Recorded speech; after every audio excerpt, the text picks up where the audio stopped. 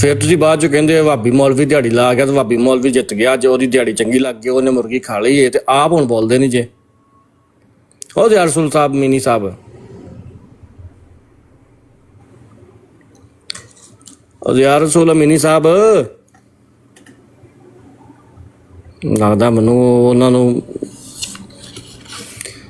ये अपना ट्रू मुस्लिम है, शायद वो ना कोई बात करना चाहते हो, अगर उन्होंने सुनी है बात उनको ऊपर लें। जी जी मॉडरेटर भाई। ट्रू मुस्लिम साहब, जब आप जाएं मिर्जाइयों की बरात पर, कल मैंने मलक साहब की बरात पर उसका एक पैटर्न भी सेट करके दिखाया है कि ऐसे चढ़ते ही जाओ तो उनके साथ यार जप्पियाँ पप्पियाँ की क्या ज़रूरत है, जाते ही उनके आगे रखो भाई यह क्या लिखे है, ऐसा दसो एकदम की मतलब है। सवाल है कि जब उन्होंने झूठ लिखे है, उनकी किताबों में झूठ लिखा हुआ है,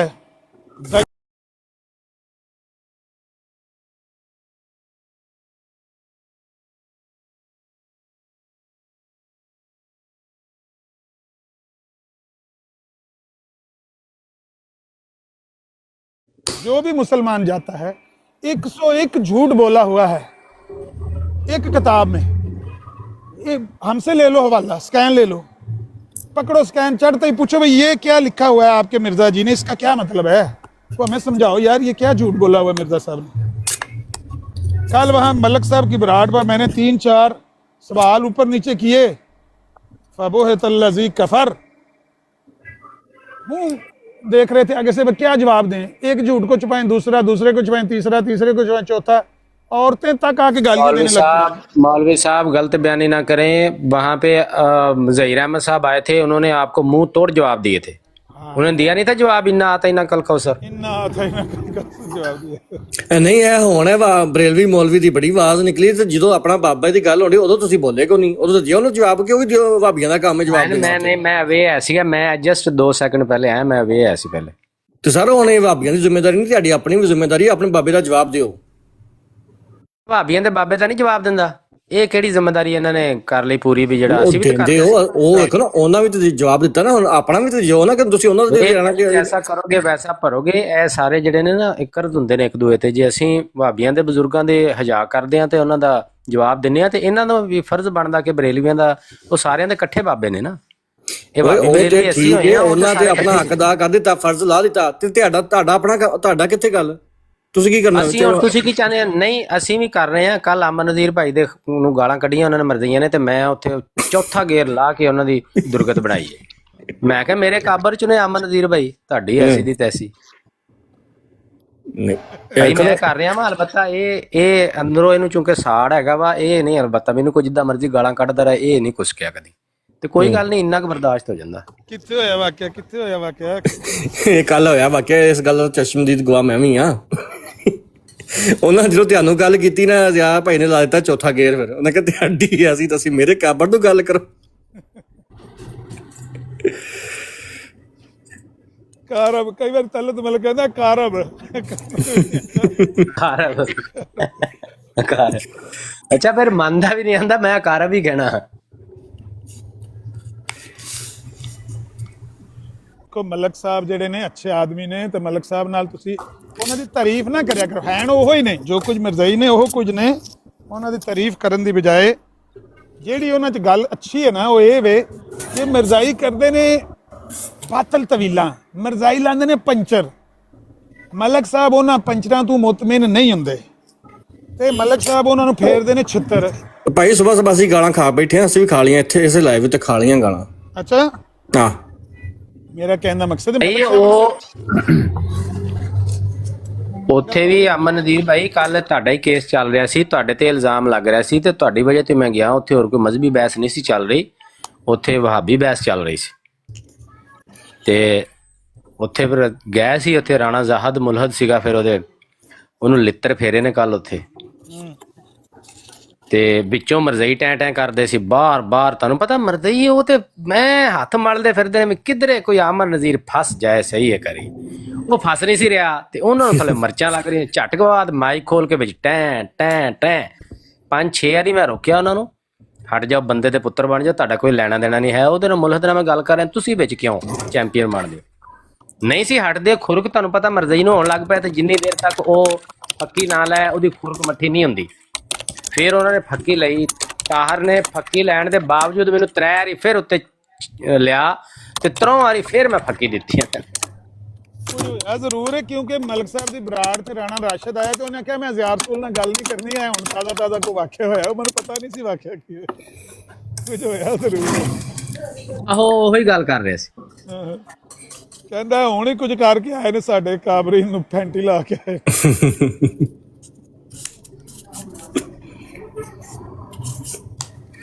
ਵੇਖੋ ਨਾ, ਗੱਲ ਇਹ ਬਰੇਲਵੀਆਂ ਦਾ ਇਹ ਕੰਮ ਹੈ ਜੇ ਗੱਲ ਨੂੰ ਨਾ ਮੋੜ ਕੇ ਤੇ ਕਿੱਥੇ ਨਾ ਕਿੱਥੇ ਲੈ ਜਾਂਦੇ ਰਹੋ। ਭਾਈ ਆਪਣੇ ਬਾਬੇ ਦਾ ਜਵਾਬ ਦਿਓ ਕਿ ਅਸੀਂ ਇਹ ਤਹਿਕੀਕ ਕੀਤੀ ਹੈ, ਜਾਂ ਅਸੀਂ ਬਾਬਾ ਸਾਹਿਬ ਦੇ ਗਏ ਆ ਉੱਥੇ ਤੇ ਉੱਥੇ ਜਾ ਕੇ ਉਹਨਾਂ ਕੋਲ ਅਸੀਂ ਇਹ ਜਵਾਬ ਲਿਆ, ਉਹਨਾਂ ਦੇ ਜਿਹੜੇ ਅੱਗੋਂ ਗੱਦੀ ਨਸ਼ੀਨ ਨੇ ਉਹਨਾਂ ਕੋਲ ਇਹ ਜਵਾਬ ਲਿਆ, ਉਹਨਾਂ ਨੇ ਇੰਝ ਕਿਹਾ। ਲੇਕਿਨ ਤੁਸੀਂ ਹੁਣ ਇਹਨਾਂ ਦੇ ਮੌਲਾਨਾ ਮੁਹੰਮਦ ਹਸਨ ਬਟਾਲਵੀ ਸਾਹਿਬ ਦੇ ਉੱਤੇ ਰਹਿਣਾ, ਕੋਈ ਕਰ ਲਓ ਤੁਸੀਂ ਵੀ ਹਿੱਲਾ ਵਸੀਲਾ, ਹੁਣ ਤੁਸੀਂ ਵਸੀਲੇ ਵੱਲ ਭੱਜੇ ਜਾਂਦੇ ਹੋ ਕਿਉਂ? ਬਾਬੀ ਜੋ ਪੜ ਰਿਹਾ ਸੀ ਇਹ ਸਾਡੇ ਬਾਬਿਆਂ ਨੇ ਲਿਖਿਆ ਹੋਇਆ ਨਾ, ਬਾਬੀ ਆਪਣੇ ਕੋਲ ਤਾਂ ਨਹੀਂ ਨਾ ਪੜ ਰਿਹਾ, ਇਹ ਸਾਡੇ ਬਾਬਿਆਂ ਨੇ ਲਿਖਿਆ ਹੋਇਆ। ਸਾਡੇ ਬਾਬੇ ਕੰਮ ਕਰਕੇ ਹੋਏ ਨੇ, ਸਾਨੂੰ ਤਾਂ ਕੀਤਾ ਕਰਾਇਆ ਕੰਮ ਸਾਡੇ ਹੱਥੇ ਫੜਾ ਗਏ ਨੇ ਵੀ ਇਹ ਜੇ ਲਿੱਤਰ ਉਹ ਪੈ ਜੇ ਮਿਰਜ਼ਈ, ਅੱਗੇ ਤੁਹਾਡਾ ਕੰਮ। ਲਓ ਜੀ, ਇਹ ਵੀ ਇਹਨਾਂ ਆਪਣੇ ਖੱਤੇ ਪਾ ਲਿਆ ਜੀ ਲਾਮਾ ਸਾਹਿਬ। ਸਾਡੇ ਬਾਬੇ 1935 ਚ ਲਿੱਤਰ ਮਾਰ ਚੁੱਕੇ ਨੇ ਪਹਿਲੇ ਵੀ।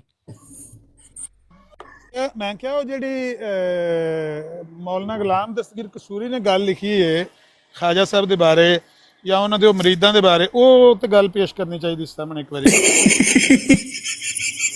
ਜੀਓ ਜੀਓ ਬਾਬੀ ਮੌਲਵੀ ਜੀਓ, ਲਿਖੀ ਹੈ ਨਾ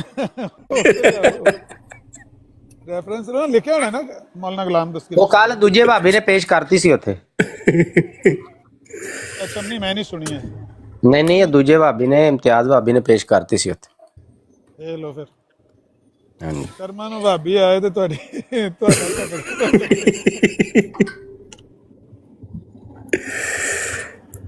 ਅੱਛਾ ਜਿੰਨੀਆਂ ਤੁਸੀਂ ਕਹਿੰਦੇ ਉਹ ਨਹੀਂ ਭਾਈ ਕਰ ਰਹੇ ਹੋ ਜਿਹੜੀਆਂ ਗੱਲਾਂ ਨੇ ਉਹਨਾਂ ਨੂੰ ਉਹਦੇ ਵਿੱਚ ਦਿਓਬੰਦੀ ਭਾਬੀ ਵਾਲਾ ਕੋਈ ਮਸਲਾ ਨਹੀਂ ਆਇਆ, ਉਹਨਾਂ 'ਚ ਬਰੇਲਵੀ ਭਾਬੀ ਵਾਲਾ ਕੋਈ ਮਸਲਾ ਨਹੀਂ ਹੈ। ਇਹ ਸਾਰੇ ਕਰਤੂਤ ਕੀਤੇ ਹੋਏ ਨੇ ਮਰਜ਼ਈਆਂ ਦੇ। ਉਹ ਗੱਲਾਂ ਜਿਹੜੀਆਂ ਵਾੜੀਆਂ ਹੋਈਆਂ ਨੇ ਵਿੱਚ, ਉਹ ਵਾੜੀਆਂ ਹੋਈਆਂ ਨੇ ਜਿਹੜੇ ਮਿਰਜ਼ੇ ਦੇ ਅਕੀਦਿਆਂ ਨੂੰ ਸਪੋਰਟ ਕਰਨ। ਇਹ ਸਾਰਾ ਉਸੇ ਉਹ ਮਰਜ਼ਈ ਜਸੂਸ ਦਾ ਕਰਤੂਤ ਸੀ, ਉਹ ਅਖਤਰੀ ਦਾ। ਤੇ ਸਾਰੇ ਦਾ ਕੋਈ ਐਵੀਡੈਂਸ ਸਬੂਤ ਰਿਟਨ ਪੇਪਰ 'ਚ ਲੈ ਕੇ ਆਓ ਨਾ, ਇਹ ਤਾਂ ਕਹਿਣਾ ਥੋੜੀ ਕੁਝ ਹੋਣਾ ਹੈ ਭਾਈ। ਇਹ ਤੇ ਵਿੱਚ ਲਿਖਿਆ ਹੋਇਆ ਵਾ, ਰਿਟਨ ਪੇਪਰ 'ਚ ਲਿਖਿਆ ਹੋਇਆ, ਮਲਫੂਜ਼ਾਤ ਵੀ ਉਹਨਾਂ ਨੇ ਵਾੜੇ ਨੇ ਵਿੱਚ ਤੇ ਖਤ ਵੀ ਵਾੜੇ ਨੇ ਉਸੇ ਅਖਤਰੀ ਮਰਜ਼ਈ ਨੇ। ਅਖਤਰੀ ਮਰਜ਼ਈ ਅਖਤਰੀ ਲੁੰਡੀ। ਆਹੋ ਉਹ ਜਿਹੜਾ ਮਿਰਜ਼ਾਈ ਜਿਹੜਾ ਖਤ ਖੁਦ ਲਿਖਦਾ ਰਿਹਾ ਜਾਂ ਇਹੋ ਜਿਹੀਆਂ ਗੱਲਾਂ ਮਾਰਦਾ ਰਿਹਾ, ਉਹਦਾ ਪੂਰਾ ਮੈਂ ਪਿਆ ਨਾ ਆਪਰੇਸ਼ਨ ਹੋਣਾ ਚਾਹੀਦਾ ਉਸ ਮਿਰਜ਼ਾਈ ਦਾ। ਬਿਲਕੁਲ ਛੁਪੇ ਦਾ ਵੇਖੋ ਨਾ, ਇੱਕ ਹੋਰ ਮਿਰਜ਼ਾਈ ਸੀ ਛੁਪੇ ਆ, ਉਦੋਂ ਇਹ ਮਾਹੌਲ ਹੀ ਇਸ ਤਰ੍ਹਾਂ ਦਾ ਸੀ। ਇਹ ਪੂਰਾ ਯਾਨੀ ਕਲੈਰਿਟੀ ਦੇ ਨਾਲ ਮਿਰਜ਼ਾ ਕਾਦੀਆਨੀ ਦੇ ਉੱਤੇ ਜਿਹੜਾ ਉਲਮਾ ਨੇ ਫਤਵਾ ਦਿੱਤਾ ਵੀ ਸੀ, ਉਹਨੂੰ ਵੀ ਉਲਮਾ ਜਿਹੜੇ ਆਮ ਆਵਾਮ ਨਾਸ ਆਮ ਲੋਕ ਨੇ ਜਿਹੜੇ ਉਹ ਤੇ ਨਹੀਂ ਸੀ ਨਾ ਸਮਝ ਰਹੇ ਤੇ ਨਾ ਫਾਲੋ ਕਰ ਰਹੇ ਸੀ। ਉਹ ਕਹਿ ਰਹੇ ਸੀ ਨਹੀਂ ਨਹੀਂ ਮੁਸਲਮਾਨ ਹੀ ਹੈ, ਚੰਗਾ ਭਲਾ ਮੁਸਲਮਾਨਾਂ ਵਾਲੀਆਂ ਗੱਲਾਂ ਕਰਦਾ, ਕੁਰਾਨ ਦੀਆਂ ਆਇਤਾਂ ਬੋਲਦਾ, ਪੜ੍ਹਦਾ ਲਿਖਦਾ, ਤੇ ਇੰਨਾ ਉਦੋਂ ਮਸਲਾ ਵਾਜ਼ੇ ਨਹੀਂ ਸੀ ਹੈ। ਤੇ ਇਹੋ ਜਿਹੀਆਂ ਗੱਲਾਂ ਹੋ ਜਾਂਦੀਆਂ ਸਨ ਕਿ ਬੰਦੇ ਦਾ ਪਤਾ ਹੀ ਨਹੀਂ ਸੀ ਲੱਗਦਾ ਕਿ ਇਹ ਬੰਦਾ ਜਿਹੜਾ ਮਿਰਜ਼ਾਈ ਹੈ ਜਾਂ ਮੁਸਲਮਾਨ ਹੈ। ਇੱਕ ਬੰਦਾ ਸੀ ਹਕੀਮ, ਜਦੋਂ ਬੰਦਿਆਂ ਨੇ ਕੋਈ ਇਲਜ਼ਾਮ ਲਾਏ ਅਮਨ ਨਜ਼ੀਰ ਤੇ ਹੋਵੇ ਵੀ ਸੱਚਾ, ਤੇ ਅਮਨ ਨਜ਼ੀਰ ਹਫ਼ਤੇ ਕੁ ਬਾਅਦ ਇਸ਼ਤਿਹਾਰ ਸ਼ਾਇਆ ਕਰ ਦੇਵੇ ਤੇ ਇੱਥੇ ਟਿਕਟੋਕਾਂ ਤੇ ਵੀਡੀਓ ਰਿਕਾਰਡ ਕਰਾ ਕੇ ਚੜਾਈ ਹੋਏ ਕਿ ਮੈਂ ਪੱਕਾ ਸੱਚਾ ਮੁਸਲਮਾਨ ਆ, ਅਹਿਲੇ ਸੁਨਨਤ ਦੇ ਅਕੀਦੇ ਤੇ ਆ, ਮੈਂ ਜਨਾਬ ਕੋਈ ਫਰਿਸ਼ਤਿਆਂ ਦਾ ਮੁਨਕਰ ਨਹੀਂ, ਕੋਈ ਮੌਜੂਜ਼ਾਤ ਦਾ ਮੁਨਕਰ ਨਹੀਂ, ਮੈਂ ਨਬੂਵਤ ਦਾ ਦਾਵਾ ਕਰਨ ਵਾਲੇ ਨੂੰ ਕਜ਼ਾਬ, ਦਜਾਲ ਤੇ ਮੁਸੈਲਮਾ ਕਜ਼ਾਬ ਦਾ ਭਾਈ ਮੰਨਦਾ, ਮੇਰਾ ਕੋਈ ਨਬੂਵਤ ਦਾ ਦਾਵਾ ਨਹੀਂ ਹੈ, ਸਭ ਮੇਰੇ ਤੇ ਝੂਠ ਬੋਲਦੇ ਨੇ। ਤੇ ਕੀ ਕਰਨਗੇ ਲੋਕ? ਇਹੀ ਆਖਣਗੇ ਵੀ ਇਹਨਾਂ ਤੇ ਕਿਸੇ ਨੇ ਝੂਠ ਬੋਲਿਆ ਐਵੇਂ। ਉਹ ਤਾਂ ਵੇਖੋ ਨਾ ਵਿਚਾਰਾ ਕਹਿਣ ਡਿਆ ਮੈਂ ਤਾਂ ਕੋਈ ਇੰਜ ਦਾ ਦਾਵਾ ਨਹੀਂ ਕੀਤਾ। ਇਹ ਘਰ ਛੱਡਦਾ ਸੀ, ਮੁੜ ਕੇ ਜਦੋਂ ਵੇਖਦਾ ਸੀ ਲਿੱਤਰ ਭਾਰੇ ਨੇ ਤੇ ਆਖ ਦਿੰਦਾ ਸੀ ਨਹੀਂ ਘਾਟਾ ਹੋਇਆ ਸਮਝਿਆ ਜਾਏ। ਤੇ ਉਹ ਫਿਰ ਉੱਥੇ ਲੋਕ ਕੀ ਕਰਦੇ? ਇਹ ਡਰਾਮੇ ਕਰਦਾ ਰਿਹਾ ਮਿਰਜ਼ਾ ਕਾਦੀਆਨੀ। ਹਾਂਜੀ ਮੈਂ ਉਹੀ ਗੱਲ ਕਰਨ ਲੱਗਾ ਸੀ ਕਿ ਇਸ ਵੀਡੀਓ ਦੇ ਵਿੱਚ ਨਾ ਉਹ ਇਹ ਵੀ ਕਹਿ ਰਿਹਾ ਸੀ ਅਹਿਮਦ ਬੱਟ ਕਿ ਉਹ ਦੇਖੋ ਜੀ, ਉਹ ਜੇ ਮਿਰਜ਼ਾ ਸਾਹਿਬ ਨੇ ਜਹਾਦ ਨੂੰ ਮਨਾ ਕਰਾਰ ਦੇ ਦਿੱਤਾ ਤੇ ਇਹਨਾਂ ਦੇ ਬੰਦਿਆਂ ਨੇ ਉੱਥੇ ਹੀ ਮੰਨ ਲਿਆ। ਮਿਰਜ਼ਾ ਸਾਹਿਬ ਦੀ ਤੇ ਤਕਫੀਰ ਕਰਦੇ ਸਨ। ਬਈ ਅਸਲ ਚੀਜ਼ ਇਹ ਹੈ ਕਿ ਉਹਨਾਂ ਦਿਨਾਂ ਦੇ ਵਿੱਚ ਮਿਰਜ਼ਾ ਸਾਹਿਬ ਦੇ ਬਾਰੇ ਕਲੈਰਿਟੀ ਨਹੀਂ ਸੀ ਹੈ, ਆਵਾਮ ਦੇ ਵਿੱਚ ਕਲੈਰਿਟੀ ਨਹੀਂ ਸੀ ਹੈ, ਧੁੰਦ ਜਿਹੀ ਛਾਈ ਸੀ। ਉਲਮਾ ਉਹਨੂੰ ਕਾਫਰ ਸਮਝਦੇ ਸੀ, ਕਹਿੰਦੇ ਸੀ, ਕਰਾਰ ਦਿੰਦੇ ਸੀ, ਕਿਉਂਕਿ ਉਲਮਾ ਨੇ ਕਿਤਾਬਾਂ ਦੇਖ ਲਈਆਂ ਸੀ, ਉਹਦੇ ਨਜ਼ਰੀਆਤ ਨੂੰ ਜਾਣ ਗਏ ਸੀ, ਉਹਦੇ ਮਕਰ ਫਿਰੇ ਨੂੰ ਪਹਿਚਾਣ ਗਏ ਸੀ। ਲੇਕਿਨ ਜਿਹੜੇ ਆਮ ਲੋਕ ਨੇ ਉਹ ਜ਼ਿਆ ਭਾਈ ਵਾਲੀ ਗੱਲ, ਜਿਸ ਵੇਲੇ ਆਮ ਉਹਦਾ ਇਸ਼ਤਿਹਾਰ ਪੜ੍ਹਦੇ ਸਨ ਵੀ ਮੈਂ ਤਾਂ ਲਾਨਤ ਪਾਨਾ ਨਬੀ ਪਾਕ ਤੋਂ ਬਾਅਦ ਜਿਹੜਾ ਮੁਦੱਈਨ ਨਬੂਵਤ ਹੋਵੇ ਉਹਦੇ ਤੇ ਮੈਂ ਲਾਨਤ ਪਾਨਾ, ਮੈਂ ਤਾਂ ਮੁਦੱਈਨ ਨਬੂਵਤ, ਲੋਕੀ ਆਂਦੇ ਸਨ ਵੀ ਜਦੋਂ ਅਗਲਾ ਕਸਮਾਂ ਚੁੱਕਦਾ ਪਿਆ ਫਿਰ ਤੁਸੀਂ ਕਾਹਦੇ ਤੇ ਫਤਵਾ ਦਿੰਦੇ ਹੋ। ਤੇ ਇਸ ਗੱਲੇ ਕਰਕੇ ਉਦੋਂ ਕਲੈਰਿਟੀ ਨਹੀਂ ਸੀ ਤੇ ਲੋਕ ਅਬਹਾਮ ਚ ਰਹੇ ਨੇ। ਇੱਕ ਬੰਦਾ ਸੀ ਹਕੀਮ ਫਜ਼ਲਦੀਨ ਉਹਦਾ ਨਾਂ ਸੀ, ਤੇ ਉਹ ਸ਼ੇਖ ਬਟਾਲਵੀ ਨਾਲ ਆ ਕੇ ਨਾ ਮਸਜਿਦ ਚੁਨੀ ਵਾਲੀ ਮੁਨਾਜ਼ਰਾ ਕਰੇ ਬਹਿਸ ਕਰੇ ਹਯਾਤੋ ਵਫਾਤੇ ਮਸੀਹ ਦੇ ਉੱਤੇ, ਈਸਾ ਅਲੈਹਿਸਲਾਮ ਫੌਤ ਹੋ ਗਏ ਨੇ ਕਿ ਜ਼ਿੰਦਾ ਨੇ, ਬਸ ਇਹ ਦੱਸੋ। ਕੁਰਾਨ ਚ ਤੇ ਇੰਝ ਹੀ ਪਤਾ ਲੱਗਦਾ ਈਸਾ ਅਲੈਹਿਸਲਾਮ ਫੌਤ ਹੋ ਗਏ ਨੇ। ਸ਼ੇਖ ਬਟਾਲਵੀ ਆਖਣ ਵੀ ਤੈਨੂੰ ਕੀ ਪ੍ਰੋਬਲਮ ਹੈ, ਤੂੰ ਈਸਾ ਅਲੈਹਿਸਲਾਮ ਦੀ ਜੰਜੇ ਜਾਣਾ ਵੀ ਆਵਣਗੇ ਤੇ ਤੂੰ ਨਾਲ ਜਾਣਾ ਬਰਾਤ ਦੇ, ਉਹਨਾਂ ਦੀ ਸ਼ਾਦੀ ਹੋਣੀ ਹੈ, ਤੇ ਛੱਡ, ਤੂੰ ਬੰਦ ਕਰ ਇਸ ਮੌਜੂ ਨੂੰ। ਈਸਾ ਅਲੈਹਿਸਲਾਮ ਦੇ ਉੱਤੇ ਕੁਰਾਨ ਦੀ ਨਸ ਮੌਜੂਦ ਹੈ ਕਿ ਉਹਨਾਂ ਨੂੰ ਅੱਲਾਹ ਤਾਲਾ ਨੇ ਰਫਾ ਉਹਨਾਂ ਦਾ ਕਰ ਲਿਆ, ਉਠਾ ਲਿਆ, ਔਰ ਉਹ ਕਿਆਮਤ ਤੋਂ ਪਹਿਲੇ ਨਾਜ਼ਲ ਹੋਣਗੇ ਨਬੀ ਪਾਕ ਦੀ ਖਬਰ। ਤੇ ਤੂੰ ਇਹ ਜਿਹੜੀ ਨੌਨਸੈਂਸ ਗੱਲਾਂ ਕਿ ਕਰਨਾ, ਤੈਨੂੰ ਪ੍ਰੋਬਲਮ ਕੀ, ਤੂੰ ਮਰਜ਼ਈ ਤਾਂ ਨਹੀਂ ਹੋ ਗਿਆ। ਉਹ ਮੰਨਦਾ ਨਹੀਂ ਸੀ, ਤੇ ਹੈ ਛੁਪਿਆ ਮਰਜ਼ਈ ਸੀ। ਉਸ ਬੰਦੇ ਨੇ ਖਤ ਲਿਖੇ ਸਨ ਸੁਲਤਾਨ ਬੇਗ ਦੀ ਤਰਫੋਂ, ਉਹ ਰਿਸ਼ਤੇਦਾਰ ਸੀ ਦੂਰ ਪਾਰ ਦਾ ਸੁਲਤਾਨ ਬੇਗ ਦਾ, ਉਹਨੇ ਖਤ ਲਿਖੇ ਸਨ ਸੁਲਤਾਨ ਬੇਗ ਦੀ ਤਰਫੋਂ। ਤੇ ਉਹਨੇ ਕਿਹਾ ਸੀ ਕਿ ਜਦੋਂ ਉਹ ਜੀ ਅਹਿਮਦ ਬੇਗ ਮਰਿਆ ਤੇ ਸਾਡੇ ਜਨਾਬ ਉਹ ਅਫੜਾ ਤਫੜੀ ਪੈ ਗਈ ਤੇ ਅਸੀਂ ਤੋਬਾ ਤਾਇਬ ਕੀਤੀ, ਤੇ ਤੁਸੀਂ ਬਜ਼ੁਰਗ ਬੰਦੇ ਹੋ, ਨੇਕ ਬੰਦੇ ਹੋ, ਤੇ ਕੋਈ ਦੁਆ ਸਾਡੇ ਵਾਸਤੇ ਵੀ ਕਰੋ। ਜੋ ਕੁਝ ਵੀ ਉਹਨੇ ਲਿਖਿਆ ਹੈ ਉਹਦੀ ਤਹਿਰੀਰ ਤਾਂ ਸਾਡੇ ਸਾਹਮਣੇ ਨਹੀਂ ਹੈ, ਲੇਕਿਨ ਗੱਲ ਤੋਂ ਪਤਾ ਲੱਗਦਾ ਕਿ ਉਹਨੇ ਕੋਈ ਇਸ ਤਰ੍ਹਾਂ ਦੀ ਗੱਲ ਲਿਖੀ ਸੀ ਜਿਹਨੂੰ ਮਿਰਜ਼ਾ ਕਾਦੀਆਨੀ ਨੇ ਆਪਣਾ ਸਰਟੀਫਿਕੇਟ ਬਣਾ ਕੇ ਪੇਸ਼ ਕੀਤਾ ਕਿ ਮੈਨੂੰ ਸੁਲਤਾਨ ਬੇਗ ਦੇ ਰਿਸ਼ਤੇਦਾਰਾਂ ਦੇ ਖਤੂਤ ਆਏ। ਦਰਅਸਲ ਉਹ ਮਿਰਜ਼ਾਈ ਸੀ, ਦੱਸਦਾ ਨਹੀਂ ਸੀ ਆਪਣੇ ਆਪ ਨੂੰ ਕਿ ਮੈਂ ਉਹ ਮਿਰਜ਼ਾਈ ਹਾਂ, ਛੁਪਿਆ ਮਿਰਜ਼ਾਈ ਹਾਂ। ਮਾਹੌਲ ਹੀ ਇਸ ਤਰ੍ਹਾਂ ਦਾ ਸੀ ਕਿ ਛੁਪਿਆ ਮਿਰਜ਼ਾਈ ਉਹ ਆਪਣਾ ਤਾਰਫ ਨਾ ਕਰਵਾਏ ਤੇ ਉਹਦੇ ਬਾਰੇ ਕੁਝ ਕਿਹਾ ਨਹੀਂ ਜਾ ਸਕਦਾ ਸੀ ਕਿ ਇਹ ਵਾਕਿਅਤਨ ਮਿਰਜ਼ਾਈ ਹੈ। ਬੰਦਾ ਇਹ ਕਹਿੰਦਾ ਕਿ ਨਹੀਂ ਗੱਲਾਂ ਤੇ ਉਹ ਸਾਰੀਆਂ ਨਾਰਮਲ, ਇੱਕ ਕੁਰਾਨ ਦੀਆਂ ਆਇਤਾਂ ਦੇ ਬਾਰੇ ਸਵਾਲ ਪਿਆ ਕਰਦਾ ਹੈ ਜਾਂ ਡਿਸਕਸ ਪਿਆ ਕਰਦਾ ਹੈ, ਤੇ ਇਹਨੂੰ ਕਿਸ ਤਰ੍ਹਾਂ ਕਰਾਰ ਦਿੱਤਾ ਜਾ ਸਕਦਾ ਮਿਰਜ਼ਾਈ। ਪਰ ਕਹਿਣ ਦਾ ਮਕਸਦ ਇਹ ਹੈ ਕਿ ਇਹੋ ਜਿਹੇ ਮਾਹੌਲ ਦੇ ਵਿੱਚ ਅਗਰ ਕੋਈ ਬੰਦਾ ਇਹੋ ਜਿਹੀ ਗੱਲ ਕਰ ਦਿੰਦਾ ਹੈ, ਜਾਂ ਈਵਨ ਮਿਰਜ਼ਾ ਕਾਦੀਆਨੀ ਵੀ ਕਰ ਦਿੰਦਾ ਸੀ, ਤੇ ਬਾਹਰ ਦੂਸਰੀਆਂ ਕੌਮਾਂ ਦੇ ਵਿੱਚ, ਕਿਉਂਕਿ ਉੱਥੇ ਮਲਟੀਪਲ ਲੋਕ ਮੁਖਤਲਿਫ ਮਕਾਤਬ ਫਿਕਰ ਔਰ ਮਜ਼ਾਹਬ ਨਾਲ ਤਾਲੁਕ ਰੱਖਣ ਵਾਲੇ ਬੰਦੇ ਉੱਥੇ ਮੌਜੂਦ ਸਨ ਹਿੰਦੁਸਤਾਨ ਦੇ ਵਿੱਚ, ਤੇ ਲੋਕੀ ਇਹੀ ਸਮਝਦੇ ਸਨ ਦੂਜੇ ਮਜ਼ਾਹਬ ਵਾਲੇ ਵੀ ਇਹ ਮੁਸਲਮਾਨਾਂ ਦੇ ਅੰਦਰ ਦਾ ਇੱਕ ਰੌਲਾ ਹੈ, ਤੇ ਮੁਸਲਮਾਨਾਂ 'ਚ ਵੀ ਆਮ ਆਵਾਮ 'ਚ ਹੀ ਪਾਇਆ ਜਾਂਦਾ ਸੀ ਵੀ ਐਵੇਂ ਮੌਲਵੀ 'ਤੇ ਲੜਦੇ ਨੇ ਤੇ ਉਹ ਉਹਨਾਂ ਨੂੰ ਕਾਫਰ ਕੁਫਰ ਕਹਿੰਦੇ ਪਏ ਨੇ, ਵੀ ਐਡੀ ਗੱਲ ਕੋਈ ਨਹੀਂ ਹੈ। ਉਹ ਤੇ ਇਹਨਾਂ ਦੇ ਨਜ਼ਰੀਆਤ ਆਹਿਸਤਾ ਹਰ ਗੁਜ਼ਰਨ ਵਾਲੇ ਦਿਨ ਨਾਲ ਵਾਜ਼ੇ ਹੁੰਦੇ ਚਲੇ ਗਏ ਨੇ ਕਿ ਇਹ ਨਾ ਸਿਰਫ ਮੁਸਲਮਾਨਾਂ ਦੇ ਦਰ ਪੇ ਰਹੇ ਨੇ, ਬਲਕਿ ਮੁਸਲਮਾਨਾਂ ਦੇ ਹਰ ਸ਼ਰਫ ਦੇ ਦਰ ਪੇ ਰਹੇ ਨੇ। ਜੇ ਮੁਸਲਮਾਨ ਪਾਕਿਸਤਾਨ ਵੀ ਬਣਾਉਣ ਲੱਗੇ ਨੇ ਤੇ ਇਹਨਾਂ ਜਾ ਕੇ ਉੱਥੇ ਬਾਉਂਡਰੀ ਕਮਿਸ਼ਨ ਨੂੰ ਜਾ ਕੇ ਆਪਣੀ ਹੀ ਬਾਂਸਰੀ ਵਜਾਣੀ ਸ਼ੁਰੂ ਕਰ ਦਿੱਤੀ ਹੈ। ਸਾਡਾ ਕੋਈ ਕਰੋ, ਸਾਨੂੰ ਉਹ ਅਲੱਗਾ ਤੁਸੀਂ ਦੇ ਦਿਓ, ਵਿਸ਼ਕਾਰ ਸਟੇਟਸ ਅਲੱਗਾ ਦੇ ਦਿਓ ਸਾਡਾ ਕਾਦੀਆਨ ਨੂੰ, ਤੁਸੀਂ ਨਾ ਇੰਡੀਆ ਸ਼ਾਮਿਲ ਕਰੋ ਨਾ ਪਾਕਿਸਤਾਨ ਸ਼ਾਮਿਲ ਕਰੋ, ਸਾਨੂੰ ਵੱਖਰਾ ਕਰ ਦਿਓ, ਸਾਡੀ ਵੱਖਰੀ ਆਇਡੈਂਟੀਟੀ। ਲੇਕਿਨ ਉਸ ਵੇਲੇ ਤੇ ਚੀਜ਼ਾਂ ਵਾਜ਼ੇ ਨਹੀਂ ਸਨ ਹੋ ਰਹੀਆਂ। ਅਗਰ ਇਹ ਉਦੋਂ ਮੁਹੰਮਦ ਅਲੀ ਜਿਨਾਹ ਹੋਰਾਂ ਨੂੰ ਇਹਨਾਂ ਦੇ ਇਸ ਨਜ਼ਰੀਆਤ ਦਾ ਇਦਰਾਕ ਹੋ ਜਾਂਦਾ ਕਿ ਭਈ ਇਹ ਬੰਦਾ ਜਿਹੜਾ ਹੈ ਜਾਂ ਇਹ ਕਮਿਊਨਿਟੀ ਜਿਹੜੀ ਹੈ ਇਹੋ ਜਿਹੀਆਂ ਹਰਕਤਾਂ ਵੀ ਕਰਦੀ ਹੈ, ਇਹੋ ਜਿਹੀਆਂ ਪਲੈਨਿੰਗਾਂ ਵੀ ਕਰਦੀ ਹੈ, ਇਹਨਾਂ ਦਾ ਮੁਸਲਮਾਨ ਮੁਹੰਮਦ ਅਲੀ ਜਿਨਾਹ ਦੇ ਮੁਲਕ ਪਾਕਿਸਤਾਨ ਮੁਸਲਮਾਨਾਂ ਵਾਸਤੇ ਬਣਾਇਆ, ਮਰਜ਼ਾਈਆਂ ਵਾਸਤੇ ਥੋੜੀ ਬਣਾਇਆ ਸੀ ਕਿ ਮਰਜ਼ਾਈਆਂ ਨੂੰ ਇਹਨਾਂ ਦਾ ਵਜ਼ੀਰ ਖਾਰਜਾ ਲਾਂਦਾ।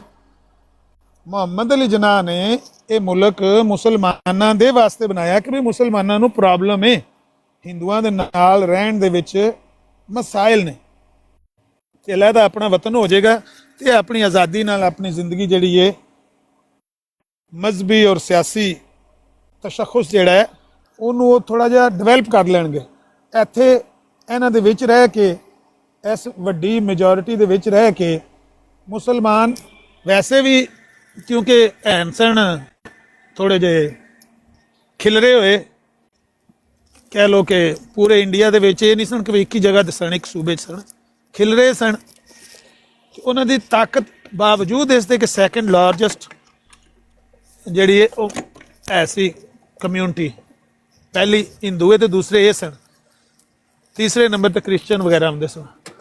ਲੇਕਿਨ ਮੁਸਲਮਾਨ ਸਿੱਖਾਂ ਤੋਂ ਵੀ ਕਮਜ਼ੋਰ ਸਨ। ਜਿਸ ਤਰ੍ਹਾਂ ਅੱਜ ਸਿੱਖ ਨੇ ਕਮ ਸੇ ਕਮ ਉਹ ਇੱਕ ਸੂਬੇ ਦੇ ਵਿੱਚ ਨੇ, ਇਕੱਠੇ ਨੇ ਸਾਰੇ, ਤਾਂ ਉਹਨਾਂ ਨੂੰ ਉਹ ਪ੍ਰੋਬਲਮ ਨਹੀਂ ਹੈ।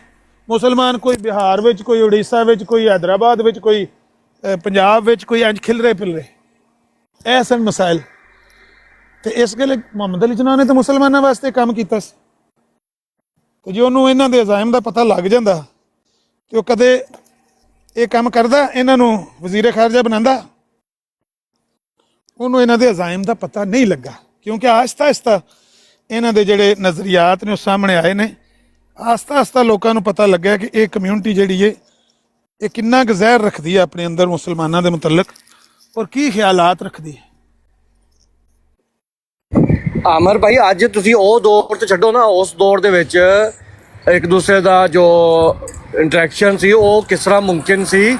ਅੱਜ ਟਿਕਟੌਕ ਤੇ ਬੈਠਿਆ ਤੁਸੀਂ ਅੰਦਾਜ਼ਾ ਲਾਓ ਕਿ ਅਣਜਾਣ ਬੰਦੇ ਬੈਠੇ ਹੋਣ, ਮਰਜ਼ਈ ਜਾ ਕੇ ਉਹ ਮੈਂ ਵੀ ਕਲਮਾ ਪੜ੍ਹਦਾ ਜੀ, ਮੈਂ ਵੀ ਮੁਸਲਮਾਨ ਹਾਂ, ਲਾ ਇਲਾਹਾ ਇল্লাল্লাਹ, ਮੈਂ ਖਤਮੇ ਨਬੀ ਨੂੰ ਮੰਨਦਾ, ਪੜ੍ਹੇ ਪਤਾ ਲੱਗਦਾ ਉਹਦਾ। ਹਾਂ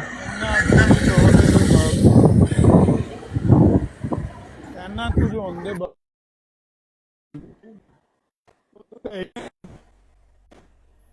ਇਹਨਾਂ ਨਹੀਂ ਸੀ ਪਤਾ ਹੁੰਦਾ ਪਰਲੇ ਪਿੰਡ ਕੀ ਹੋਇਆ ਕੀ ਨਹੀਂ ਹੋਇਆ। ਜਿਹੜੀ ਗੱਲ ਖਾਜਾ ਸਾਹਿਬ ਨੇ 1897 ਚ ਕਹੀ ਹੈ, ਹਾਲਾਂਕਿ ਇਹ ਗੱਲ ਤੇ 1891 ਦੀਆਂ ਉਹਨੇ ਲਿਖੀਆਂ ਨੇ ਆਪਣੀਆਂ ਕਿਤਾਬਾਂ ਦੇ ਵਿੱਚ, ਲੇਕਿਨ ਲੈਕ ਆਫ ਕਮਿਊਨੀਕੇਸ਼ਨ ਦੀ ਵਜ੍ਹਾ ਤੋਂ ਖਾਜਾ ਸਾਹਿਬ ਤੱਕ ਉਹ ਚੀਜ਼ਾਂ ਨਾ ਪਹੁੰਚੀਆਂ ਤੇ ਖਾਜਾ ਸਾਹਿਬ ਨੇ ਉਹਦੀ ਤਸਦੀਕ ਕਰਵਾ ਦਿੱਤੀ ਆਪਣੇ ਮੁਰੀਦ ਕੋਲੋਂ, ਜਾਂ ਮੁਰੀਦ ਨੇ ਕਰ ਦਿੱਤੀ, ਜਾਂ ਤਕਜ਼ੀਬ ਨਾ ਕੀਤੀ। ਇਹ ਕਹਿ ਲਓ ਕਿ ਉਹਨਾਂ ਤਕਜ਼ੀਬ ਨਾ ਕੀਤੀ, ਕਿਉਂਕਿ ਉਹਨਾਂ ਨੂੰ ਪਤਾ ਹੀ ਨਹੀਂ ਸੀ। ਜਦੋਂ ਉਹਨਾਂ ਦੇ ਸਾਹਮਣੇ ਆਈਆਂ ਤਹਿਰੀਰਾਂ ਤੇ ਤਾਂ ਤੇ ਉਹਨਾਂ ਨੇ ਆਖਿਆ ਉਹ ਹੈਲੋ, ਇਹਦੇ ਸ਼ਾਤਮੇ ਰਸੂਲ ਹੈ, ਇਹ ਕੀ ਬਣਿਆ ਫਿਰਦਾ ਹੈ, ਮੁਹੰਮਦ ਹੀ ਬਣਿਆ ਫਿਰਦਾ ਹੈ।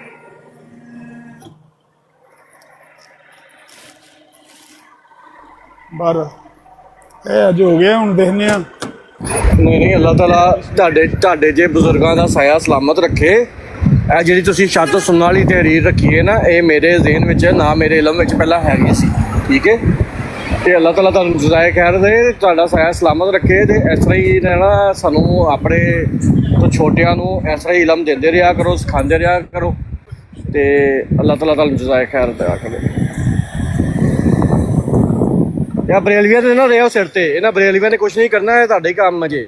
ਇਹ ਮੈਂ ਲਾ ਲਿਆ ਹਿਸਾਬ, ਇਹ ਮੈਂ ਹਿਸਾਬ ਲਾ ਲਿਆ। ਇਹ ਉਦੋਂ ਸੁਲਤਾਨ ਮੁਹੰਮਦ ਵਾਲੀ ਉਦੋਂ ਵੀ ਭਾਬੀ ਗਏ ਸਨ, ਆਹ ਹੁਣ ਖਵਾਜਾ ਸਾਹਿਬ ਵਾਲੀ, ਇਹ ਇਹਨਾਂ ਨੇ ਕੁਛ ਨਹੀਂ ਕਰਨਾ।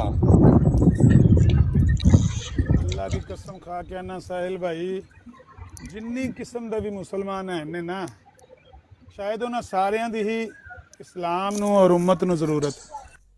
ਬੰਦੇ ਕਹਿੰਦੇ ਨੇ ਨਾ ਇਹ ਕੀ ਨਾਂ ਉਹਨਾਂ ਦਾ, ਲਬੈਕ ਵਾਲੇ, ਉਹ ਜੀ ਦਹਿਸ਼ਤਗਰਦ ਹੋ ਗਏ ਨੇ ਜੀ, ਉਹ ਕਾਨੂੰਨ ਨੂੰ ਹੱਥ 'ਚ ਲੈ ਕੇ ਡਾਂਗ ਸੋਟਾ ਵਰਤਦੇ ਨੇ ਜੀ, ਉਹ ਲੋਕਾਂ ਨਾਲ ਜ਼ਿਆਦਤੀ ਹੋ ਜਾਂਦੀ ਹੈ, ਕਾਨੂੰਨ ਨੂੰ ਹੱਥ 'ਚ ਲਿਆ, ਬੰਦੇ ਮਰ ਗਏ, ਇਹ ਹੋ ਗਿਆ ਉਹ।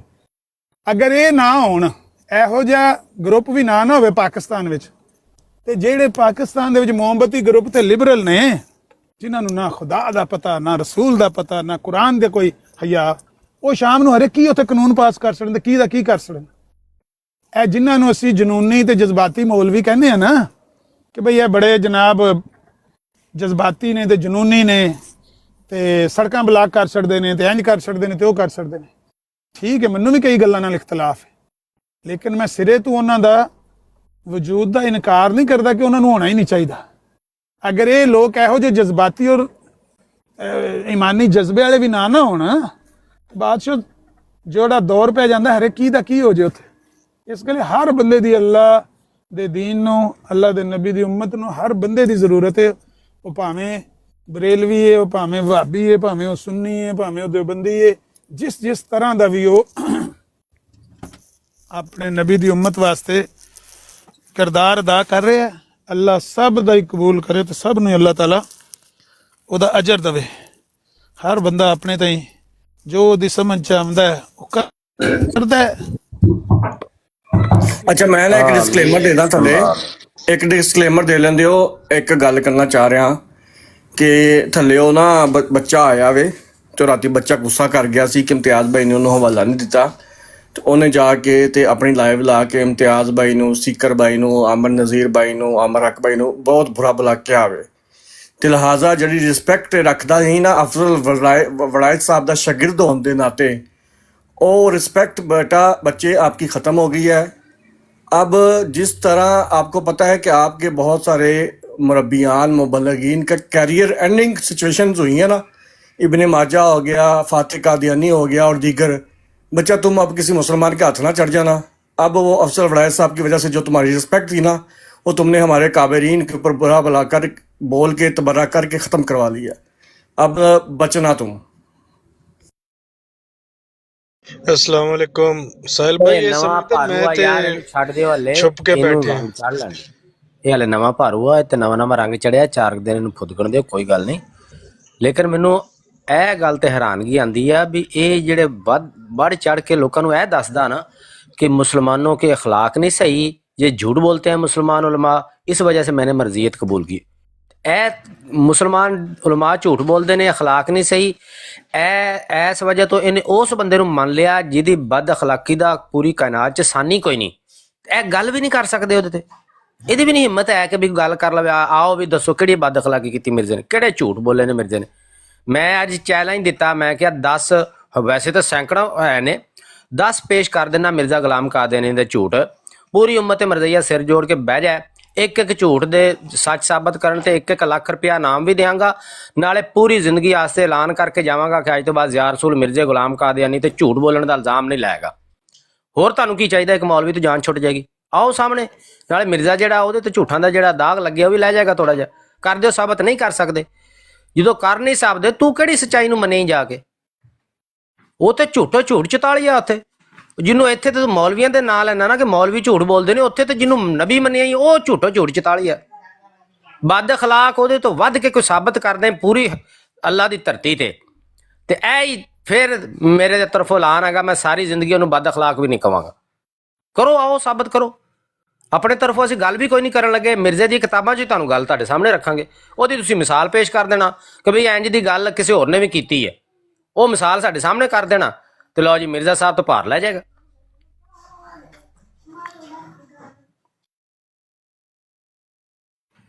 ਜੀ ਤਾਹਰ ਸਾਹਿਬ, ਇਹ ਹੀ ਤਾਂ ਮਸਲਾ ਨਾ, ਸਾਡੇ ਅਖਲਾਕ 100 ਸਾਈਡ ਤੇ ਜੇ ਤੁਹਾਨੂੰ ਦਸੀਏ ਵੀ मिर्जे गुलाम कादियानी ने क्या दुश्मन हमारे ब्याबानों के खंजीर हो गए, उनकी औरतें कुत्तियों से बढ़ गई। मैं के तो नहीं ना किया कि मरजई खंजीर हो गए, उनकी औरतें कुत्तियों से बढ़ गई हैं।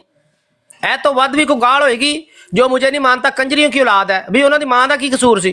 मन्निया तेनू जनाब किसी जैद अमर बकर ने नहीं है तो तू ना जेड़ा लै रहा वा उन्होंने मां गाला उन्होंने मां नूं कढ रहा। जो हमारी फतह का कायल नहीं होगा, साफ समझा जाएगा उसे वल्दुल हराम बनने का शौक है, वो हलाल ज़्यादा नहीं है। भी पेश गोई तेरी अब्दुल्ला आथम दी झूठी निकली तो तेन झूठा लोकी कहन डे ने, उन्होंने मावां घर बैठिया ने, उन्होंने की कसूर उन्होंने गाला कढ़न दिया क्या वल्दुल हराम ने। जेड़े हमारे पेश गोई 1000 पेशगोइयों को नहीं देखता तो एक पेशगोई को लेकर कुत्ते की तरह औ औ करता है। ए अखलाक ने नबियां नूं गालां कढ़ियां ने, पैगंबरां नूं गालां कढ़ियां, अल्लाह ताला दी जात नूं गालां कढ़ियां ने। दूसरी बात किबला, हम में से जितने भी लोग पैनल पे बैठे हुए हैं या जितने भी लोग नीचे कमेंट में हैं, किसी ने भी ताहिर साहब के बारे में ऐसे अल्फाज नहीं यूज़ किए कि ये जो ताहिर साहब हैं ये ज़ुर्रियतुल बुगाया हैं। किसी ने कहा? नहीं कहा। अगर कोई किसी के बारे में ये कहकर कि वो ज़ुर्रियतुल बुगाया हैं, अगर मेरी कुतुब को मोहब्बत की निगाह से नहीं देखते तो वो इखलाक के दायरे के अंदर है, और कोई ये नहीं कहता वो बद अखलाक है। तो ये ताहिर साहब आपके डबल स्टैंडर्ड्स क्यों हैं? ये दोहरे मेयार क्यों हैं? क्या यही मुनाफकत नहीं? क्या इसी को मुनाफकत नहीं कहते? सिंपल सा लॉजिकल सवाल है, जवाब दीजिए। साहब ने पूछिए बड़े साहब ये क्या हो रहा है? ये मिर्जा साहब की इबारतें पढ़ी जा रही हैं, हम गालियां दे रहे हैं। ये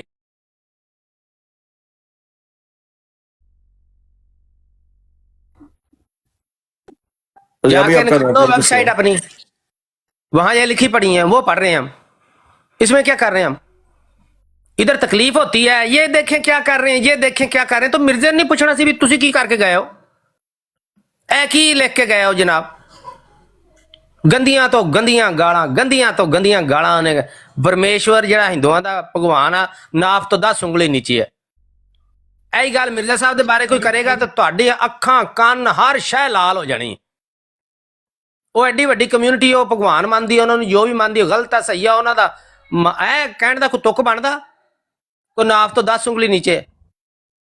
ਇਹ اخلاق ਸਹੀ ਨੇ। एक मिनट अली साहब सवाल भी करना, एक मिनट जा भाई अली साहब सवाल करना ऊपर आ जाओ। ਤੇ ਸਾਹਿਲ ਭਾਈ ਜਿਹੜੀ ਗੱਲ ਤੁਸੀਂ ਸੁਣਾ ਰਹੇ ਸੀ ਮੈਂ ਬੋਲ ਨਹੀਂ ਸਕਦਾ, ਇਹ ਕੀ ਗੱਲ ਤਾਇਰ ਦੇ ਮੱਥੇ पे ਲਾਉਂਦੇ ਹੋ? ਕੀ ਉਹਨੇ ਕਿਹਾ? ਕੋਈ ਗੱਲ ਇਸ ਤਰ੍ਹਾਂ ਦੀ ਹੈ? रात को ना जिस तरह आपका नहीं प्रोग्राम तय सीकर भाई के साथ 1-to-1 गुफ्तगू का, इसी तरह इम्तियाज भाई और सीकर भाई का जो प्रोग्राम था वो चल रहा था और वो कोई रेफरेंस पढ़ रहे थे और ये नीचे बैठ के कह रहा था जी रेफरेंस दें। तो उन्होंने कहा कि तुमने मुझ पे ये इल्ज़ाम लगाया है कि मैं कुरान करीम के ऊपर झूठ बोलता हूँ, तो जब तुम्हारे नज़दीक एक बंदा झूठा है उससे दलील और रेफरेंस लेने की तुम्हें ज़रूरत ही नहीं है, जाके उनसे लो जो उनको तुम सच्चा समझते हो।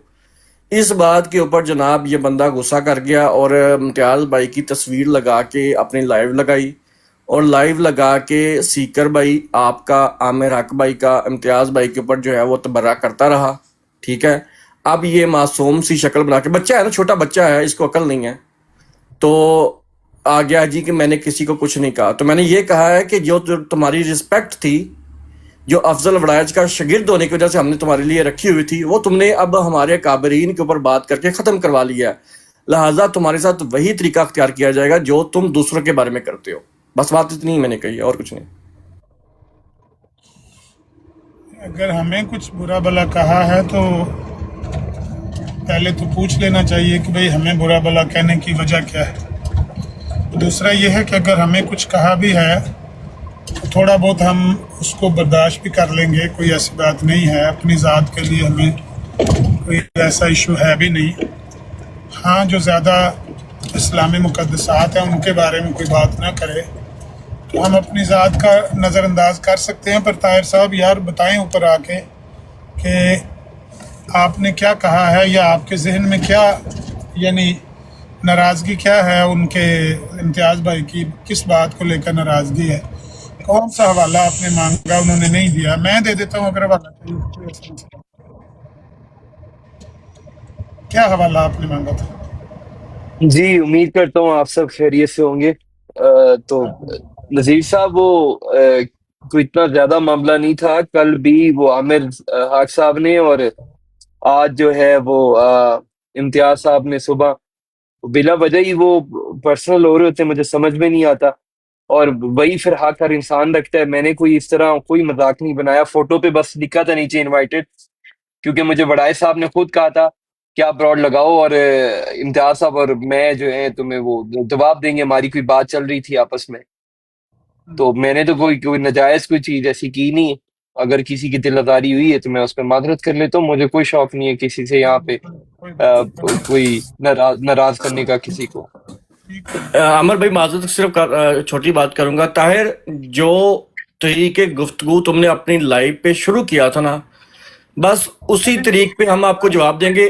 कोई बात ज्यादा कम नहीं करेंगे। बदतमीजी करोगे कोई मसला नहीं है। वो आप दैट्स मीन कि आपने बदतमीजी की थी। मैंने नहीं की। साल भाई रहने दो, कुछ ना करो, नहीं कोई उस तरीके ना आराम ना कर लो, गल कोई बात नहीं। अगर कह भी दिया है तो कोई ऐसी बड़ी बात नहीं। जब वो माजरत भी कर रहे हैं तो फिर इसके बाद कहना बनता ही नहीं है। अच्छा, नहीं, आपको कोई हवाला चाहिए था, उन्होंने नहीं दिया, या नाराजगी आपकी किस बात से हुई? नहीं, नाराजगी नहीं। अब देखिए, यहाँ पे सेशन चल रहा था सीकर साहब वर्सेस उनका इम्तियाज भाई का।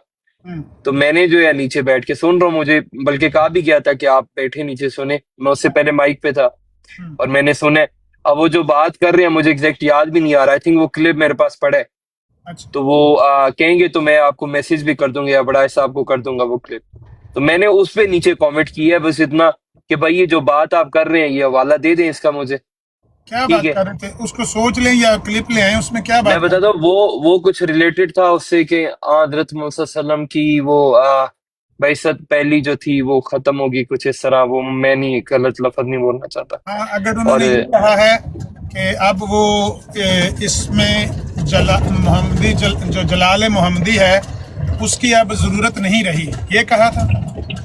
नहीं, ये नहीं था। वो था वो बैसत को लेके था कि पिछली खत्म हो गई और दोबारा से मुझ में इस तरह कुछ पहले वाली अपने मतलब वो सुन लो। दूसरा जी पहले वाली जो नबी पाक की बेइज्जत थी जो आज से 1400 साल पहले हुई, उसके बारे में मिर्जा साहब कहते हैं कि ये जो बेइज्जत हुई है ना 1901 में, यानी ان دنوں میں جی ان سالوں کی نسبت یہ والی بیست زیادہ اقوا ہے، اشد ہے اور اکمل ہے، یہ پوچھ رہے تھے؟ نہیں وہ کہہ رہے تھے کہ پچھلی انہوں نے ویسے ہی رد کر دی ہے اس کو کہ وہ ختم ہو چکی ہے، ہاں، تو اس اب انہوں قسم نے کی بات کر رہے تھے جو کہ مطلب میں نے کہیں پہلے نہ سننا ہے نہ پڑھا ہے۔ تو اب اس اس پہ کی اگر میں نیچے کہہ رہا ہوں کہ حوالہ دے دیں، اس میں کیا غلط ہے؟ آپ خود بتائیں۔ میں دے دیتا ہوں۔ ایک جگہ مرزا صاحب نے یہ لکھا ہوا ہے کہ اب جو جلالی محمد ہیں صلی اللہ علیہ وسلم، ان کے وہ جو جلال ہے اس اسم کی اب ضرورت نہیں رہی۔ اب دنیا کو اس وقت اس سورج کی جس کو اللہ تعالیٰ نے کہا ہے نا وَدَاعِيًا إِلَى اللَّهِ بِإِذْنِهِ وَسِرَاجًا مُنِيرًا، اللہ تعالیٰ نے اپنے حبیب کو سراج منیر کہا، اس کا معنی ہے چمکتا بے ہوا، شک جی چمکتا ہوا۔ چمکتا ہوا سورج۔ وہ مرزا صاحب کہتے ہیں کہ اب اس سورج کی تپش کی، اس کی روشنی کی اب ضرورت نہیں رہی۔ وہ مرزا صاحب نے لکھا ہوا ہے، اس کا کیا مطلب ہے بتائیں گے؟ کہ نبی پاک کی سراج منیر کی روشنی کی اب ضرورت نہیں رہی دنیا کو، یہ منسوخ ہی کر رہے ہیں۔ اور کیا کر رہے ہیں؟ نبی پاک کی شریعت کو منسوخ ہی قرار دے رہے ہیں، اور کیا کہہ رہے ہیں بھائی جان؟ دیکھیں عامر صاحب، کیونکہ آپ نے پڑھا ہوگا تو آپ اپنی فہم کے مطابق اس پہ کامنٹ کر رہے ہیں۔ اب اسی طرح جیسے وہ والا تھا، یا اب آپ کہہ رہے ہیں تو آپ سے اگر میں یہی ڈیمانڈ کروں گا ڈیفینیٹلی کہ مجھے پلیز حوالہ بتا دیں، میں اس کو پڑھوں گا۔ ابھی میں دے دیتا ہوں، ابھی میں ان کے ایگزیکٹ وہ الفاظ میں جی اور آپ بھی یہاں ہوتے میں بھی یہاں ہوتا ہوں، میں اس کو پڑھ کے آپ کو دوبارہ اس کا جواب بھی دے سکتا ہوں، کامنٹ بھی دے سکتا ہوں، مجھے کوئی مسئلہ نہیں ہے۔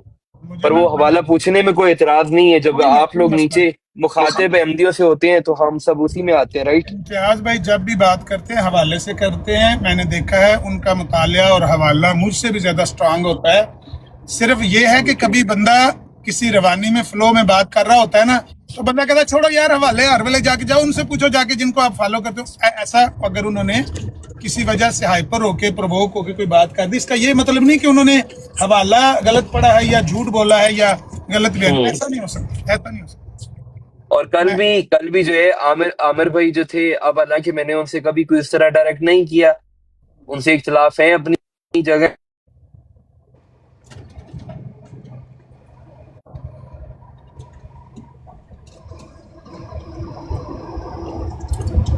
جب تک آپ کی کال آ جائے، میں بس رکنے لگا ہوں تو میں حوالہ وہ آپ کے سامنے رکھتا ہوں۔ میں پڑھ دوں والا کہیں تو؟ اگر آپ لگانا چاہیں تو کیمرے کے سامنے ان کو لگا کے دکھائیں تاکہ ان کا دل مطمئن ہو جائے کہ ہم نے کوئی۔ اچھا عامر بھائی، آپ حوالہ ضرور دیجیے گا، میں صرف اس لیے اوپر آیا ہوں۔ طاہر صاحب نے کہا جی ہمیں حوالہ نہیں، میں نے حوالہ مانگا، مجھے حوالہ نہیں دیا۔ امتیاز بھائی نے جو بات کی تھی وہ یہ تھی، انہوں نے کہا جی یہ جو بات آپ کر رہے ہیں اس کا ریفرنس دے دیں۔ امتیاز بھائی نے کہا کہ آپ اپنی براڈ کے اوپر بیٹھ کر میرے اوپر یہ الزام لگا رہے تھے کہ یہ بندہ جھوٹ بولتا ہے، یہ جھوٹا ہے۔ یہ قرآن کریم کی آیات کے بارے میں بھی، اور میں نے خود بھی اس کے منہ سے یہ بات سنی ہے کہ قرآن کریم کی آیات کے اوپر امتیاز صاحب نے جھوٹ بولا، حدیث کے اوپر جھوٹ بولا۔ امتیاز بھائی نے کہا کہ جب تم یہ سمجھتے ہو کہ میں جھوٹا ہوں اور میں جھوٹ بولتا ہوں تو پھر مجھ سے حوالہ کیوں لینا ہے آپ نے؟ یہ بات امتیاز بھائی نے کی تھی۔ میں بھی وہی کہہ رہا ہوں کہ کوئی پچھلی ایسی بات ہوگی جس سے پرووک ہو کر انہوں نے اس طرح کی بات کہہ دی ہوگی کہ آپ مجھ سے حوالہ کیوں مانگتے ہیں، لیکن اس کا یہ مطلب نہیں کہ وہ بغیر حوالے کے بات کر رہے ہیں یا اپنے پاس سے گھڑ کر بیان کر رہے ہیں یا جھوٹ بول رہے ہیں۔ یہ الزام ابھی تک ان پر کوئی ثابت نہیں کر سکا۔ آپ کو کال آ گئی تھی اور وہ کال ایسی ایمرجنسی والی کال لگتی ہے اور ارجنٹ کال لگتی ہے کہ انہوں نے آپ کو اتار دیا۔ ابھی دیکھیں نیچے ہیں لسٹ میں، اگر ہیں تو دوبارہ کال ڈالیں۔ ریکویسٹ کرتا ہوں عامر بھائی، میں کنفرم کر دیتا ہوں، کل میں بیٹھے ہوئے تھے تو وہ الفاظ تھے منسوخی کے، اور وہ الفاظ منسوخی کا اس کا بالکل حوالہ ہے، اور وہ حوالہ آپ کو پتہ ہی ہے پھر وہ اس طرح نکالنے والا نہیں ہے، وہ بالکل حوالہ وہ بھی ہے، اور وہ جو سورج کی کرنوں والا ہے اس کے ساتھ ہی وہ اٹیچڈ ہے، اور وہ تھا کہ اب سورج کی تپش برداشت نہیں، اب چاند کی ٹھنڈی روشنی کی ضرورت ہے، تو وہ والا حوالہ ہے۔ تو وہ نیچے مانگ رہے تھے تو اس کے اوپر کہا گیا تھا کہ بھائی آپ ہمیں جھوٹا کہتے ہو تو جا کے اپنے مربیوں سے لو، تو یہ والا چکر تھا سارا۔ ہاں، کئی بار ایسے بھی ہوتا ہے کہ حوالہ ہمارے ساتھی دینے میں تھوڑا سا تعامل اس لیے بھی برتتے ہیں کہ कि ये बातें क्योंकि आपके मुरब्बियान इनका इनकार करते हैं और किसी मुनासिब मौके पर वो बात होती है तो वहाँ पर आपके मुरब्बियों के होंठ खुश करने के लिए, थूक खुश करने के लिए कई बार कोई भाई कह देते हैं कि दे लांगे वाला कभी लोड पे ही जिधर सिंह फंसे फिर देंगे वाला, ऐसे हो जाता है। लेकिन उसका ये मतलब नहीं है, ऐसा है नहीं। आप हिम्मत करके वो कहें। जी एक्सपेंड कीजिएगा मुझे मॉडरेटर्स। आप एक सेकंड, आप हिम्मत करके ये कह दें कि भाई अगर ये हवाला इसी तरह हो, अगर मिर्जा साहब ने इसी तरह लिखा हुआ हो नबी पाक सल्लल्लाहु अलैहि वसल्लम के बारे में, उनकी बेइज्जत के बारे में, उनकी नबूवत के बारे में, तो मैं आज ही तौबा करूंगा, कादियानियत पर चार और भेजकर इस्लाम कबूल करूं। आप इस तरह की बेट लगाएं और इस पर चैलेंज करें, हवाला ना पेश किया सेम, तो फिर तो आपका शिकवा बनता है। आमिर भाई, मैं आधा सो रहा था, आपसे गुफ्तगू करते हुए ताहिर ने क्या कहा, ये अल्फाज में अपनी जुबान पे नहीं ला सकता जो जी। मतलब ये इतने बुरे अल्फाज हैं कि अपनी जुबान पे नहीं ला सकता। मुझे कह रहा था कि मतलब इसके लिए इतना वो है, तो ये पक्का करवाए ना जरा, तो फिर इंशाल्लाह। अच्छा, मैं ये फॉर द रिकॉर्ड ये बात कर दूं कि मेरे काबिर, सीकर, आमर नज़ीर, आमर हक, इम्तियाज और भाई एक मिनट अगर मिर्जा गुलाम अहमद कादियानी इनका एक काबिर, और भाई एक मिनट सुन तो लो गल, रोला क्यों पा देंगे जी एकदम ही। खसमा ਦਾ ਸਿਰ ਖਾਏ ਆਉਂਦਾ ਤਾਂ ਆਏ, ਨਹੀਂ ਆਉਂਦਾ ਤਾਂ ਨਾ ਆਏ, ਕਿਹੜੀ ਗੱਲ ਦੀ ਲੋੜ ਪੈ ਗਈ ਹੈ। ਮੈਂ ਕਹਿ ਰਿਹਾ ਕਿ ਜੀ ਪਿੱਟ ਰਹੇ ਆ ਕਾਬਰ ਤੇ, ਭਾਈ ਕਾਬਰ ਹੋਵੇ, ਭਾਈ ਕਾਬਰ ਹੋਵੇ, ਭਾਈ ਕਾਬਰੀਨ ਹੋਵੇ, ਭਾਈ ਤੱਬਰ ਹੋਵੇ, ਕੁਝ ਵੀ ਹੋਵੇ, ਮੇਰੀ ਗੱਲ ਸੁਣ ਲਓ। आमर भाई ए नीचे ताहिर दा कमेंट है, इन्हें लिखा है आमर नज़ीर को मैं म्यूट किया है, वो एक निकम्मा इंसान है। ये ताहिर का कमेंट है। अब इसी तरीक पे अगर मैं इसके काबर को कहूँ तो मेरे कोई बदतमीजी तो नहीं ना होगी। अगर मेरे काबर के बारे में ये लफ्ज़ इस्तेमाल हो सकते हैं तो मेरे इसके बारे में भी हो सकते हैं। तो ताहिर, मैं तुम्हें पहले भी वार्न किया है, अभी भी वार्न कर रहा हूँ कि आज तो सिर्फ रिस्पेक्ट इस वजह से दी है कि मेरे इकाबर आमर नज़ीर साहब ने कहा कि बात होने दें। जब ये नहीं होंगे तो तुम देखना इसी तरीके पे तुम्हारे साथ गुफ्तगू होगी जो तुम करते हो। शुक्रिया जी आमर भाई। मैं कहता हूँ कि ये बंदा, इसके बारे में मैंने बड़ा ऐसा से भी शायद बात की है या किसी और साथी से भी बात की है, तो मेरा तो यही ख्याल है कि इसके साथ नरमी से बात करें। अगर उसके साथ कोई हाथ हो गया हो, ज्यादती हो गई हो या धोखा हो गया हो, या वो किसी जानबूझकर किसी लालच में आया हुआ हो, किसी ख्वाहिश की वजह से, किसी अपने मफाद की वजह से उसने कादियानियत वाक़तन इख्तियार की हो, तो हमें उसके साथ सख्ती धौंस धांधली नहीं करनी चाहिए, बल्कि अभी नरमी से पेश आने की कोशिश करनी चाहिए और थोड़ी बर्दाश्त भी उसकी ज़्यादती कर लेनी चाहिए। ये जो ज़्यादती अभी आपने दिखाई है, मेरी नज़र में कोई ऐसा बड़ा मामला नहीं है। इससे बढ़कर वो हमें गालियाँ इनके भाई देते हैं, तो इनका ये कमेंट या इनका, जाहिर है कि एक नए बंदे से नया कमेंट जब आता है ना, तो उससे तवक्को नहीं होती कि यार ये बंदा इस तरह की बात करेगा हमारे किसी भाई के बारे में, तो ऑफकोर्स शॉक लगता है, बुरा लगता है। लेकिन मेरा ज़ाती यही ख्याल है कि अभी इस बंदे को टाइम दें, थोड़ा सा उसको उस तक ना लेकर जाएं कि उसको ग्रिल करें, बल्कि उसको मौका दें, प्यार से समझाएं कि भाई देखो ये फ्रॉड है, ये धोखा है, दजल है। दूसरी बात ये है कि अगर पता होने के बावजूद कि ये धोखा है, दजल है, आपने अपने किसी ज़ाती मफाद या किसी ज़ाती तमा से कादियानियत इख्तियार की है और इसमें कोई सच्चाई है, तो फिर आपके अंदर वो चिंगारी भड़काने की ज़रूरत है कि भाई अभी परसों सुबह मैं उठा तो वल्लाह मैंने गिनती, उठते ही बस वैसे ही मेरे ज़हन में ना वो गिनती चलनी, वो नहीं होता, वो चेन चलना शुरू हो गया। फलां बंदा 2007 में मैं उसके साथ बैठ के गप्पे मारा था, वो फोत हो गया। फलां बंदा वो मेरे साथ जहाज़ पे बैठ कर एयरपोर्ट इटली पर पहली दफ़ा मैं और वो इकट्ठे आए थे, वो भी फोत हो गया अभी पिछले महीने। फलां बंदा जो एयरपोर्ट से मुझे लेकर घर आया था 2007, वो भी फोत हो गया। फलां बंदा जिसके साथ हर वक्त पाकिस्तान में जूंडी पहन के हम घूमा करते थे, पग बन के चिट्टा लट्ठे वाला कुर्ता पा के तिल्ले वाली जुत्ती पा के घूमा के चौधरी बन के फिरते थे, फोत हो गया बेचारा मेरे फौरन बाद 2014 में। फलां बंदा करते मैंने अपने ज़हन को झंझोड़ा कि ये छोड़ दो, ये गिनती छोड़ दो, नहीं तो अपना ही ना आ जाना बेच।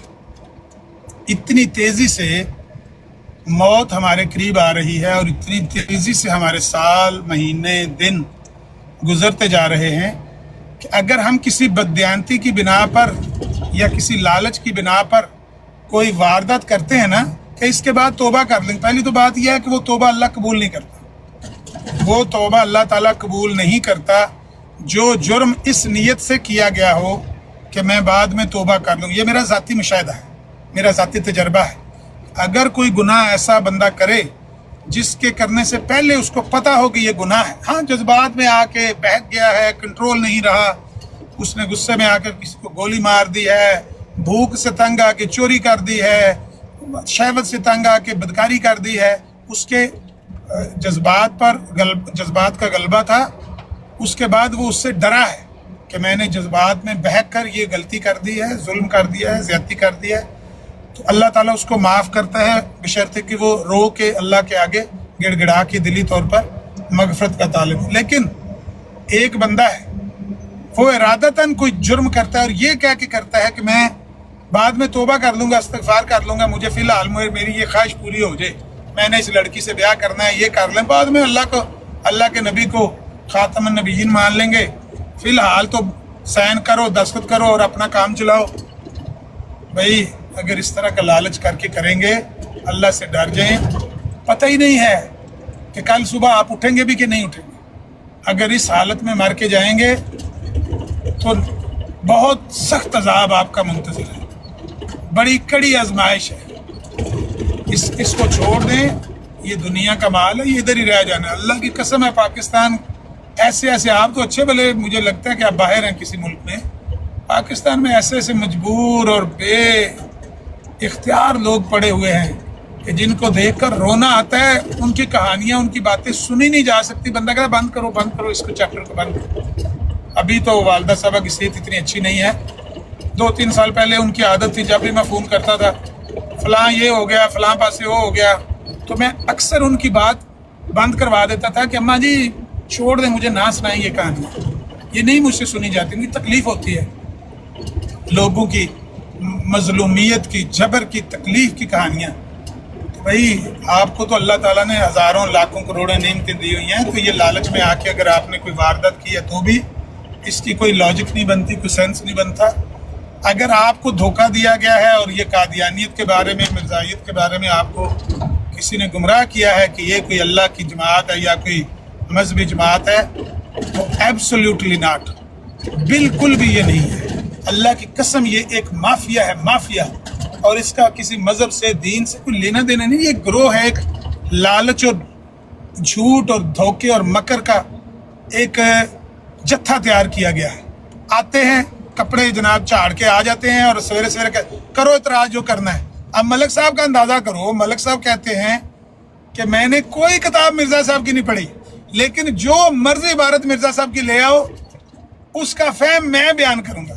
अब जो वो फहम बयान करते हैं वो सुन के बंदा सर पकड़ के बैठ जाता है कि ये फहम है। तो जब बंदा बेहयाई पर उतर आए और इस तरह से उसकी इबारतों के मानी तरोड़ मरोड़ के बयान करने शुरू कर दे, भाई ज़बरदस्ती तो नहीं ना किसी को मनाया जा सकता। लेकिन मिर्ज़ाइयत का लिटरेचर सारा ऐसी शातमियत से, ऐसे कुफर से, ऐसे गुनाहों से भरा हुआ है, ऐसे जुल्म से भरा हुआ है कि कोई इसकी जस्टिफिकेशन दे ही नहीं सकता, सिवाय इसके कि वो बेहयाई से उनके ऊपर वो थुक लेके ना तो पंचर लगाने शुरू कर। कल की बात है, मैंने वहाँ पेश किया भाई 1993 से लेकर ऑनवर्ड हर साल बैतें दुगनी हुई हैं, हर साल। 93 में 2 लाख, 94 में 4 लाख, 95 में 8 लाख, 96 में 16 लाख, 97 में 32 लाख, 30 लाख, 98 में जनाब 50 लाख, फिर करोड़, फिर 2 करोड़, फिर 4 करोड़, फिर 8 करोड़। हर साल दुगनी हुई है। और अखबार में लिखा 3 अगस्त 2003 का अल-फजल अखबार खोल लो, वहाँ गोशवारा पूरा छपा हुआ है। क्या आपका दिल करता है वो मानने पे कि हर साल ये बैतें डबल होती रही हैं? वो भाई झूठ है, वो फ्रॉड है, धोखा किया जाता है अपने लोगों के लिए। भाई हमें उससे क्या फ़र्क पड़ता है? हमारी बला से आप 16 करोड़ लिख लें, भावे 40 करोड़ लिख लें, बैतें होगी हैं हमारे जूते की नोक पर। लेकिन ये आप लोगों को धोखा देने के लिए کہ قادیانیت دنیا میں سب سے تیزی سے پھیلنے والا کلٹ ہے. دیکھو دنیا میں کیسے پھیل رہا ہے. 2 لاکھ سے 4 لاکھ، 4 لاکھ سے 8 لاکھ، 8 لاکھ سے 16 لاکھ، 16 لاکھ سے 30 لاکھ، 30 لاکھ سے 50 لاکھ، 50 2 کروڑ سے 4 کروڑ، 4 کروڑ سے 8 کروڑ. اللہ کی قسم ایسے ہی لکھا ہوا. میں نے قسم کھا کے کہا، جاؤ جا کے چیک کر لو. 3 اگست 2003 کا الفضل اخبار کھول کے دیکھو، بدھ والے دن. میرے میں ابھی پکچر لگا دیتا تو سارا ہی جھوٹ ہے بھائی. کیوں اپنے ساتھ یہ ظلم کرتے ہو؟ جب ہے یہ جھوٹ، ہے یہ دھوکہ، فراڈ، مکر، فریب، تو کیوں اپنے ساتھ ظلم کر رہے ہو؟ اگر تم کسی اس امید پر کر رہے ہو کہ اللہ کے نبی کے دین سے دشمنی کر کے بعد میں توبہ کر لیں گے، آج اس شاتم رسول کو، جس کو خواجہ غلام فرید چاچڑا والے نے شاتم رسول قرار دیا ہوا، اب فتویٰ چلے گا خواجہ غلام فرید چاچڑا والے کا اس ہفتے. خواجہ غلام فرید چاچڑا والے نے جس کو شاتم رسول قرار دیا ہوا ہے، اگر تم اس شخص کو فالو کر کے، اس کی بیعت کر کے، یا اس کے کاغذوں پر دستخط کر کے کہ ہاں میں تمہیں مسیح موعود مانتا ہوں، اور ساتھ علیہ الصلوۃ والسلام بھی بولتے رہو، یہ وہ کفر ہے جس کا جواب آپ نہیں دے پاؤ گے یار. ہمیں کوئی فرق نہیں پڑتا. یہاں پر 225 کروڑ سے زیادہ مسلمان اپنی زندگی ہنسی خوشی گزار رہے ہیں. کچھ خوشی میں ہیں، کچھ اپنے مسائل کے ساتھ، لیکن امت کو کوئی پتہ ہی نہیں ہے کہ مرزائیت دنیا کے کسی خطے پر آباد ہے. اللہ کی قسم ہے، لوگوں کو پتہ ہی نہیں ہے، مسلمانوں کو پتہ ہی نہیں، آپ کا تعارف ہی نہیں ہے. یہاں ٹک ٹاک پہ آتے ہیں، پوچھتے ہیں بھائی مرزائیوں کو جانتے؟ کہتے نہیں، ہم تو جانتے ہی نہیں ان کو. تو مسلمانوں کو کوئی ایسی آپ سے کوئی تھریٹ نہیں ہے. یہ آپ اپنے ساتھ ہی جھوٹ بول رہے ہیں اور اپنے ساتھ ہی دھوکہ کر رہے ہیں. اس سے بچ جائیں، یہی ہماری آپ سے ریکویسٹ ہے. ہم جو زور لگاتے ہیں، اتنا بولتے ہیں، یہاں پر اتنا ٹائم لگاتے ہیں محنت مزدوری کے دوران، تو اس سے ہماری خواہش اور کیا ہوتی ہے؟ وہ رات کو جھوٹ بول رہا ہے رضی، پیسے کمانے ہیں، امتیاز نے پیسے کمانے ہیں. وہ کون سے پیسے کما رہے ہیں امتیاز بھائی؟ کہاں سے پیسے کما رہا ہے؟ اور ان پیسوں سے کیا کون سی کوٹھی بنا لی اس نے؟ وہ اگر پیسے مرزائیت کا رد کرنے سے یہاں ٹک ٹاک پہ یا یوٹیوب پہ آنے سے پیسے ملتے، گھر جا کے بیٹھے ہیں. کیوں دھکے کھا رہے ہیں؟ میں اٹلی میں ہوں، وہ آسٹریلیا میں ہے، کوئی یو کے میں ہے، کوئی کہیں ہے. ہم محنت مزدوری کے لیے گھر سے نکلو، گھر جا کے بیٹھ جائیں. اگر اتنا ہی ٹک ٹاک تو وہاں پہ بھی آتا ہے، VPN لگا لیں گے تو وہاں بیٹھ کے زیادہ بہتر آپ کی خدمت کریں گے اگر اس سے اتنی آمدن ہو.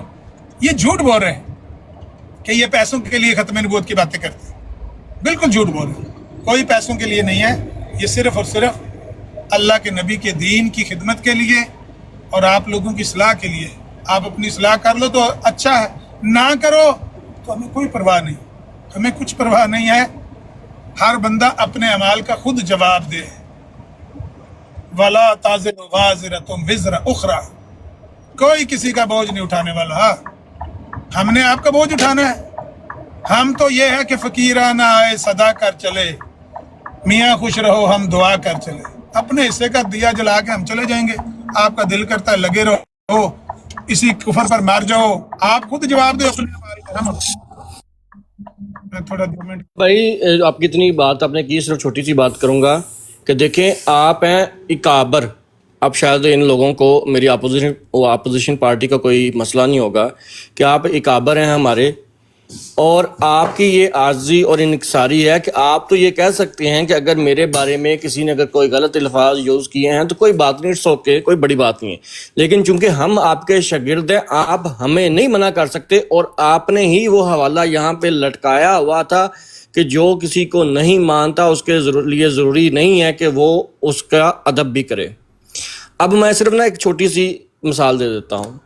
مرزا غلام احمد قادیانی نے ایک خط کے جواب کے اندر ایک عیسائی کو خط لکھتے ہوئے کہا تھا، جب اس نے کہا کہ اگر تم یہ مارکا جو میں نے 1000 روپے کا اشتہار چھپوایا ہے، اگر تم اس کو جیت بھی لو اور اس مارکے کی فتح کے بعد کچھ ترقی بھی ضرور ہوگی تمہاری، کیونکہ جب آپ یسوع صاحب کی عزت ثابت کریں گے تو ضرور لوگ آپ کی عزت کریں گے. اب مرزا صاحب کہتے ہیں میری نظر میں تو سوائے حوالات میں رہنے اور چوتڑوں پر کوڑے کھانے کے انجیل سے اور کچھ ثابت نہیں ہوتا. یہ یسوع کے بارے میں مرزا غلام احمد قادری نے کیا لکھا کہ سوائے حوالات میں رہنے اور چوتڑوں پر کوڑے کھانے سے کے انجیل سے اور کچھ ثابت نہیں ہوتا. تو کیا میں بھی یہ کہہ سکتا ہوں کہ مرزا غلام محمد قادیانی میری نظر میں اپنی کتابوں سے سوائے گوں کھانے کے اور کچھ ثابت نہیں ہوتا؟ کیونکہ جھوٹ بولنا گوں کھانے کے برابر مرزا صاحب نے لکھا ہوا ہے. تو یہ توہین تو نہیں ہوگی؟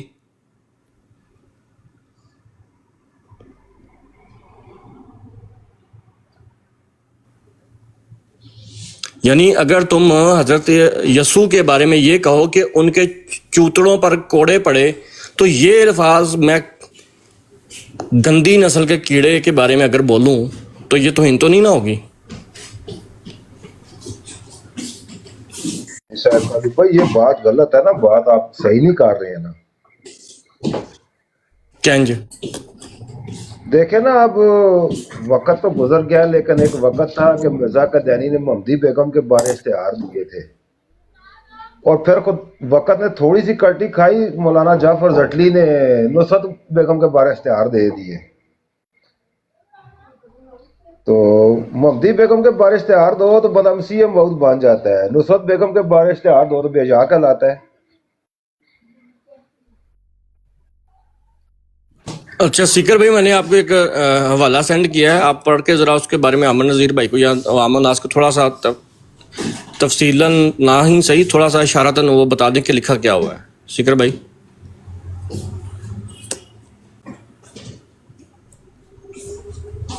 لگتا ہے احتجاجن سارے نے مائک میوٹ کر دینے کہ یہ کہن ڈیا کہ میں بولنا ہے تو میں باقی ہوں چپ رہنا.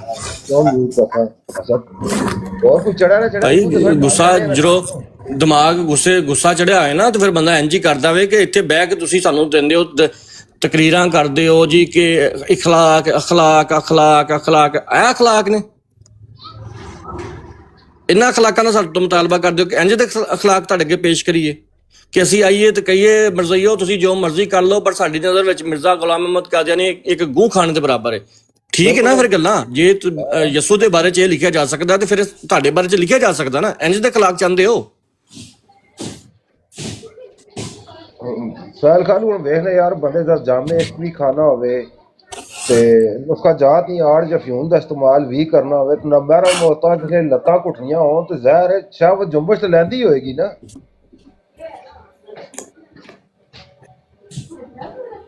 شہوت ہو جنبش تو لیندی ہوئے گی نا، اتنے کہڑا نہیں لیندی ہوئے گی. لیکن یہ کہندے نے کہ گستاخی ہے تو مرزا قادیانی کہے تو گستاخی نہیں ہے.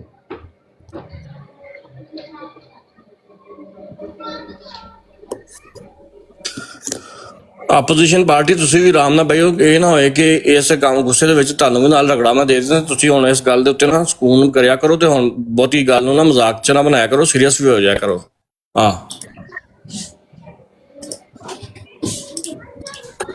باتیں تو بہت ساری ہیں جو بیان کی جا سکتی ہیں. ایک جینون اور بالکل سنجیدہ بات ہے کہ مرزا قادیانی نے لکھا ہوا ہے کہ کرسچن ایک ایسے شخص کو خدا کا بیٹا مانتے ہیں جو اپنے تئیں صرف اس لیے نیک نہیں کہہ سکا کہ لوگ جانتے تھے اس کے بارے میں نا، وہ خود جانتا تھا اپنے بارے میں کہ بھئی مجھے لوگ نیک کیوں کہیں، میں تو نیک نہیں ہوں. خود اس کا اپنا اقرار تھا کہ تو مجھے نیک کیوں کہتا ہے. شاگرد نے جب کہا اے نیک استاد، تو یسوع المسیح نے کہا کہ تو نیک کیوں کہتا ہے، مجھے نیک کیوں کہتا ہے؟ نیک تو صرف ایک ہی ہے اور وہ ہے اللہ، خدا.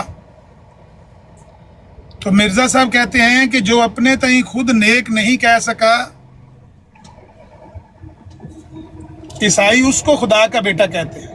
اگر یہی بات ہم کہیں کہ مرزائی ایسے شخص کو مسیح موعود مانتے ہیں جو اپنے آپ کو کرم خاکی کہتا تھا، تو اس میں کوئی فرق ہے؟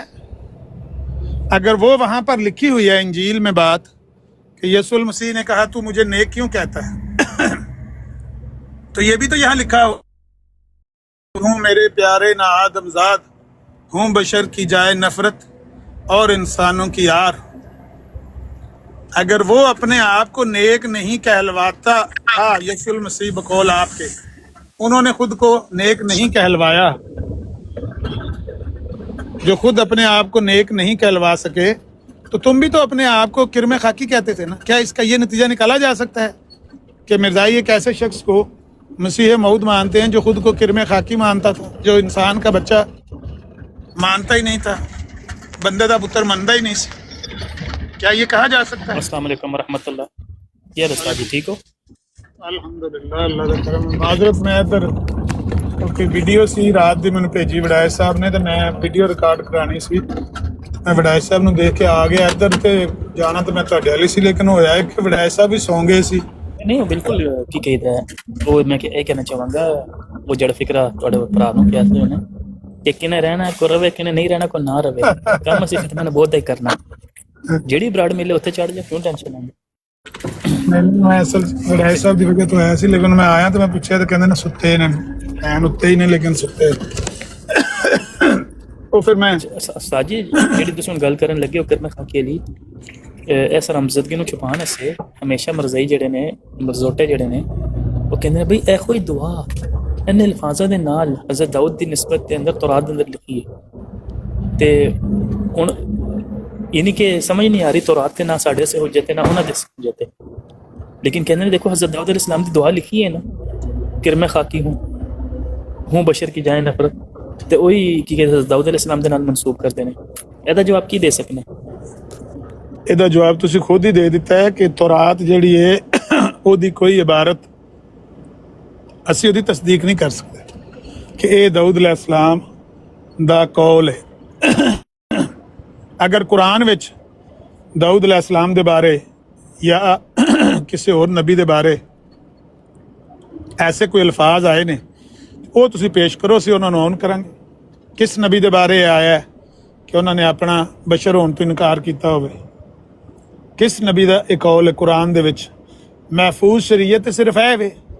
ਤੌਰਾਤ ਦੇ ਬਾਰੇ ਤੇ ਹੋ ਸਕਦਾ ਕਿਸੇ ਨੇ ਵਿੱਚ ਪਾ ਦਿੱਤਾ ਹੋਵੇ, ਹਜ਼ਰਤ ਦਾਊਦ अलैहिस्सलाम ਦਾ ਕੌਲ ਹੀ ਨਾ ਹੋਵੇ, ਫਿਰ ਕੀ ਕਰੋਗੇ? ਇਹਦੇ ਤੇ ਬੁਨਿਆਦ ਰੱਖ ਲੋਗੇ? ਇਹੋ ਜੀ ਅੱਧੀ ਪਚੱਧੀ ਗੱਲ, ਟੁੱਟੀ ਫੁੱਟੀ ਗੱਲ ਅਸੀਂ ਤੁਹਾਡੀਆਂ ਕਿਤਾਬਾਂ ਦੇ ਵਿੱਚੋਂ ਪੇਸ਼ ਕਰ ਸਕਨੇ ਹਾਂ। ਜਿਹੜੀਆਂ ਤੁਹਾਡੀਆਂ ਕਿਤਾਬਾਂ ਦੇ ਵਿੱਚ ਲਿਖੀਆਂ ਨੇ ਗੱਲਾਂ, ਤੁਸੀਂ ਕਹਿੰਦੇ ਸਹੀ ਨਹੀਂ ਹਨ। ਹੱਤਾਂ ਕਿ ਕੱਲ੍ਹ ਤੇ ਤਜ਼ਕਰਾ ਤੋਂ ਮੁੱਕਰ ਗਿਆ ਰਾਣਾ ਰਾਸ਼ਦ। ਮੈਂ ਤਜ਼ਕਰਾ ਦੀ ਇਬਾਰਤ ਪੜ੍ਹਨ ਲਗਾ ਵੀ 14 ਜਨਵਰੀ 1906 ਨੂੰ ਮਿਰਜ਼ਾ ਸਾਹਿਬ ਨੂੰ ਇਲਹਾਮ ਹੋਇਆ ਹਮ ਮੱਕਾ में मरेंगे ਜਾਂ ਮਦੀਨਾ में मरेंगे। ਤਾਂ ਮੈਂ ਕਿਹਾ ਵੀ ਦੱਸੋ ਮਿਰਜ਼ਾ ਸਾਹਿਬ ਕਿੱਥੇ ਮਰੇ ਸੀ? ਮੱਕਾ 'ਚ ਮਰੇ ਸੀ ਕਿ ਮਦੀਨਾ 'ਚ ਮਰੇ ਸੀ? ਉਹ ਕਹਿੰਦੇ ਜੀ ਤਜ਼ਕਰਾ 'ਚ ਲਿਖਿਆ ਅਸੀਂ ਨਹੀਂ ਮੰਨਣਾ ਹੈ, ਸਿਰਫ ਰੂਹਾਨੀ ਖਜ਼ਾਨ ਅਸੀਂ ਮੰਨਣੀ ਹੈ, ਸਿਰਫ ਰੂਹਾਨੀ ਖਜ਼ਾਨ। ਇਹ ਰਾਣਾ ਰਾਸ਼ਦ ਜਵਾਬ ਦੇ ਰਹੇ ਸੀ। ਤੇ ਤਜ਼ਕਰਾ ਤੇ ਹਾਲਾਂਕਿ ਉਹ ਮੈਂ ਕਿਹਾ ਇਹ ਤੇ ਇਲਹਾਮਾਤ ਦਾ ਮਜਮੂਆ ਹੈ, ਜਿਹਦਾ ਇਨਕਾਰ ਕਰ ਬੈਠੇ ਹੋ ਤਾਂ ਤੁਸੀਂ ਇਹ ਸਮਝੋ ਕਿ ਜਿਸ ਤਰ੍ਹਾਂ ਮੁਸਲਮਾਨਾਂ ਵਾਸਤੇ ਕੁਰਾਨ ਅੱਲਾ ਦੀ ਪਾਕ ਕਿਤਾਬ, ਪਾਕ ਕਲਾਮ ਦਾ ਮਜਮੂਆ ਹੈ, ਵਹੀਆਂ ਦਾ ਮਜਮੂਆ ਹੈ, ਇਲਹਾਮਾਤ ਦਾ ਮਜਮੂਆ ਹੈ। ਐਸੇ ਹੀ ਤਰ੍ਹਾਂ ਤੁਹਾਡੇ ਨਜ਼ਦੀਕ, ਕਿਉਂਕਿ ਮਿਰਜ਼ਾ ਕਾਦੀਆਨੀ ਕਹਿੰਦਾ ਕਿ ਇਹ ਇਲਹਾਮ ਜਿਹੜੇ ਮੇਰੇ ਤੇ ਨਾਜ਼ਲ ਹੁੰਦੇ ਨੇ, ਜਿਹੜੀ ਵਹੀ ਮੇਰੇ ਤੇ ਨਾਜ਼ਲ ਹੁੰਦੀ ਹੈ, ਇਹਨੂੰ ਮੈਂ ਕੁਰਾਨ ਔਰ ਤੌਰਾਤ ਔਰ ਇੰਜੀਲ ਔਰ ਜ਼ਬੂਰ ਔਰ ਮੰਨਦਾ, ਤੇ ਇਹ ਉਹਦਾ ਮਜਮੂਆ, ਤੁਸੀਂ ਉਹਦਾ ਇਨਕਾਰ ਕਰੀ ਬੈਠੇ। ਬਹਰਹਾਲ ਕਹਿਣ ਦਾ ਮਕਸਦ ਹੈ ਕਿ ਉਹ ਕੋਈ ਹੁਜਤ ਵਾਲੀ ਚੀਜ਼ ਨਹੀਂ ਹੈ। ਐਸੀ ਚੀਜ਼ ਉਹਨਾਂ ਨੂੰ ਕਹੋ ਪੇਸ਼ ਕਰੋ ਜਿਹੜੀ ਸਾਡੇ ਵਾਸਤੇ ਹੁਜਤ ਹੋਵੇ। ਤੌਰਾਤ ਦੀ ਇਬਾਰਤ ਸਾਡੇ ਵਾਸਤੇ ਹੁਜਤ ਨਹੀਂ ਹੈ। ਇੰਜੀਲ ਦੇ ਵਿੱਚ ਕਈ ਇਬਾਰਤਾਂ ਨੇ ਐਸੀਆਂ ਲਿਖੀਆਂ, ਅਸੀਂ ਤਾਂ ਉਹਨਾਂ ਨੂੰ ਜ਼ੁਬਾਨ ਤੇ ਵੀ ਨਹੀਂ ਲੈਣਾ ਚਾਹੁੰਦੇ ਹਾਂ। ਲਿਹਾਜ਼ਾ ਉਹ ਇਬਾਰਤਾਂ ਉਹ ਤੁਹਾਡੇ ਵਾਸਤੇ ਹੁਜਤ ਹੋਣਗੀਆਂ, ਸਾਡੇ ਵਾਸਤੇ ਹੁਜਤ ਨਹੀਂ ਹੈ। ਦਾਊਦ अलैहिस्सलाम ਨੇ ਆਖੀ ਨਹੀਂ ਆਪਣੇ ਵਾਸਤੇ ਗੱਲ, ਤੁਸੀਂ ਝੂਠ ਬੋਲਦੇ ਹੋ, ਇਹ ਵੀ ਝੂਠ ਲਿਖਿਆ, ਅਸੀਂ ਨਹੀਂ ਇਹਨੂੰ ਮੰਨਦੇ, ਜਾਓ ਲੈ ਜਾਓ ਪਰ। ਤੁਸੀਂ ਵੀ ਆਖੋ ਭਲਾ ਕਿਆ ਝੂਠ ਲਿਖਿਆ ਹੈ? ਕਿ ਮੈਂ ਖਾਕੀ ਹੂੰ ਮੇਰੇ ਪਿਆਰੇ ਨੇ ਆਦਮਜ਼ਾਦੇ ਮਿਰਜ਼ਾ ਸਾਹਿਬ ਨੇ ਨਹੀਂ ਲਿਖਿਆ, ਝੂਠ ਹੈ, ਆਖੋ ਭਲਾ। ਨਹੀਂ ਆਖੋ ਤੇ ਮੁਹੰਮਦੀ ਦਾ ਇਨਕਾਰ ਕਰ ਬੈਠੋ, ਇਹ ਕਿਹੋ ਜਿਹੀ ਸ਼ਰਤ ਤੁਸੀਂ ਲਾ ਚੁੱਕੇ? ਆਹੋ ਇਤਬਾਰ ਆਖੋ, ਇਹਦਾ ਇਨਕਾਰ ਕਰਕੇ ਭਾਓ ਮਨਾ ਲਾਂਗੇ ਅਸੀਂ ਤੁਹਾਨੂੰ। ਕੋਈ ਵੀ ਕਿਸੇ ਗੱਲ ਦਾ ਇਹਨਾਂ ਕੋਲ ਜਵਾਬ ਨਹੀਂ ਹੈ। ਪੰਚਰ ਸਾਜ਼ੀਆਂ ਨੇ ਸਰ, ਪੰਚਰ ਸਾਜ਼ੀਆਂ ਨੇ, ਸਾਰਾ ਦਿਨ ਬਹਿ ਕੇ ਪੰਚਰ ਲਾਉਂਦੇ ਨੇ। वैसे उस्ताद जी ये ਹੁਣ ਹਾਲਾਤ ਜਿਹੜੇ ਦਗਰਗੂ ਹੋ ਗਏ ਨੇ, ਮੁਸਤਖੰਜਰ ਹਾਲਾਤ ਜਾ ਰਹੇ ਨੇ ਮਰਜ਼ਈਆਂ ਸੇ, ਕਿ ਉਹਨਾਂ ਦੀ ਵਿਊਅਰਸ਼ਿਪ ਵੀ ਘੱਟ ਹੋ ਗਈ, ਮਕਬੂਲੀਅਤ ਵੀ ਘੱਟ ਹੋ ਗਈ ਸੋਸ਼ਲ ਮੀਡੀਆ ਦੇ ਉੱਤੇ, ਬਲਕਿ ਆਪਣੇ ਹੀ ਮਰਜ਼ਈ ਇੱਕ ਜੁੱਤੀਆਂ ਲੈ ਕੇ ਇੱਕ ਦੂਸਰੇ ਦੇ ਸਿਰ ਦੇ ਅੰਦਰ ਮਾਰੀ ਜਾ ਰਹੇ ਨੇ, ਮਾਈਕ ਲਾ ਕੇ ਇੱਕ ਦੂਸਰੇ ਨੂੰ ਗਾਲਾਂ ਕੱਢ ਰਹੇ ਨੇ, ਠੀਕ ਹੈ ਨਾ। ਤੇ ਤੇਰੀ ਭੈਣ ਦੀ ਤੇ ਤੇਰੀ ਮਾਂ ਦੀ ਤੇ ਗੁੱਸੇ ਦੇ ਅੰਦਰ ਆਉਂਦੇ ਮਿਰਜ਼ੇ ਕਾਦੀਆਨੀ ਨੂੰ ਵੀ ਦੋ ਨੇ, ਠੀਕ ਹੈ। ਔਰ ਕੱਲ ਮੈਂ ਸਵਾਲ ਵੀ ਪੁੱਛਿਆ CCTV ਬਰਾੜ ਤੇ, ਹਲੇ ਤੱਕ ਮੇਰੇ ਸੇ ਥੋੜੀ ਜਿਹੀ ਮੁਸਬਤ ਉੱਥੇ ਹੈ ਵੇ ਕਿ ਗੱਲਬਾਤ ਕਰਨ ਦਾ ਮੌਕਾ ਮਿਲ ਜਾਂਦਾ। ਤੇ ਮੈਂ ਖਾਲੀ ਉਹਨਾਂ ਨੂੰ ਇਹ ਪੁੱਛਿਆ ਕਿ ਇਹ ਜ਼ਹਿਰ ਜਿਹੜਾ ਤੁਸੀਂ ਹੁਣ ਸੋਸ਼ਲ ਮੀਡੀਆ ਤੇ ਦੇਖ ਰਹੇ ਹੋ, ਮੁਸਲਮਾਨਾਂ ਦੇ ਅਸੇ ਤੇ ਹੈ ਹੀ ਹੈ, ਆਪਣੀ ਜਮਾਤ ਅਸੀਂ ਜਮਾਤ ਦੇ ਬੰਦੇ ਇੱਕ ਦੂਸਰੇ ਨੂੰ ਕੀ ਕਹਿ ਰਹੇ ਨੇ, ਕੀ ਰੀਅਲ ਲਾਈਫ ਦੇ ਅੰਦਰ ਵੇਖਿਆ? ਕਹਿੰਦਾ ਨਹੀਂ ਯਾਰ, ਸਾਡੀ ਜਮਾਤ ਦੀ ਤਾਲੀਮ ਹੀ ਨਹੀਂ ਹੈ ਜਿਹੜੀ ਅਸੀਂ ਇੱਥੇ ਵੇਖਣ ਲੱਗੇ ਹਾਂ। ਤੇ ਸਵਾਲ ਇਹ ਹੀ ਹੈ ਕਿ ਇਹ ਜਿਹੜਾ ਜ਼ਹਿਰ ਅੰਦਰ ਹੈ ਵੇ ਸੋਸ਼ਲ ਮੀਡੀਆ ਨੇ ਤੇ ਖੋਲ ਛੜਿਆ ਨਾ, ਹੁਣ ਸੀਨਾ ਚਾਕ ਕਰ ਛੜਿਆ। ਯਾਨੀ ਕਿ ਇਸ ਹੱਦ ਤੱਕ ਫਿਰੌਨੀਅਤ ਦਾ ਨਿਜ਼ਾਮ ਹੈ ਕਿ ਕੱਲ ਮੈਂ ਸੁਣ ਰਿਹਾ ਸੀ ਜਦ ਤੁਸੀਂ ਬੈਠੇ ਸੋ ਮਲਿਕ ਦੇ ਨਾਲ, تو کہہ رہے سے ایڈے حرامزادے نے کہ میرے صدر نو بھی انہوں نے فون کر کے کیا کہ بڑا حرامزادہ ہے, احمدی نہیں ہے بنے خالی اتنے پیسے پوسے سے جڑا احمدی بنے. تو میرے صدر صاحب نے مجھے جمعے دی نماز کے بعد جڑا ہے روک لیا کہ جڑا مجھے 10-60 سال تو جان دیں. یعنی کہ یہو جہا خوہ ہے کہ خوہ دے اندر ٹگا ڈگ جائے تو انہوں بس کھسی کرنے دی کوشش کر رہے ہیں کہ اگر کوئی جماعت دے اندر گر بھی جاوے تو انہوں نکلن نہیں دے رہے. طلعت ملک دے صدر نو کیتا کسے فون؟ تسی کل بیٹھے سو نال گفتگو نہیں سن رہے سو کہ طلعت ملک نے کیا ہے کہ اے جدوں میں آیا نادر ہو رہی انہوں نے میرے نال گفتگو کیتی ہے تے انہاں دے اندر ایک بندے نے دوسرے کسی مسلمان نو کہہ رہے ہیں کہ نبیاں دا مننا ضروری نہیں ہے تے میں اعتراض کیتا ہے تے انہوں نے منو کی کہتے تھلے لا کے گانا گونا دے کے تھلے لا سڑے.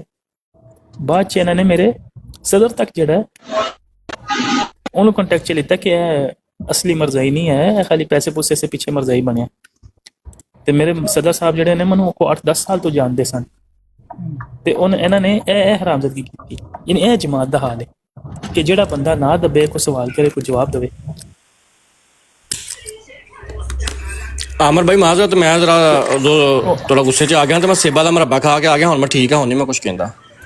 جزاک اللہ ٹھنڈے رہ کے گل اور میں اس براڈ دی وسعت میں کہوں کسی مجاہد نے مجھے تھوڑے دن پہلے وہ سیفی جڑا ہے ابن بغا وہ دی گال کر لی سی لیکن میرے کو وہ ویڈیو ڈیلیٹ ہو گئی.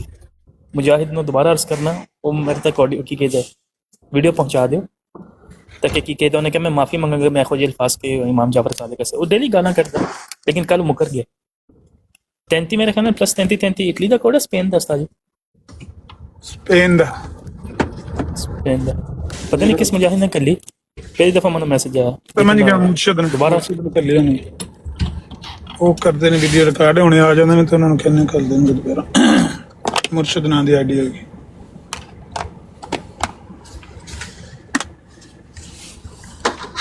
کی اعظم سیفی دی کچھ کہتے ہو؟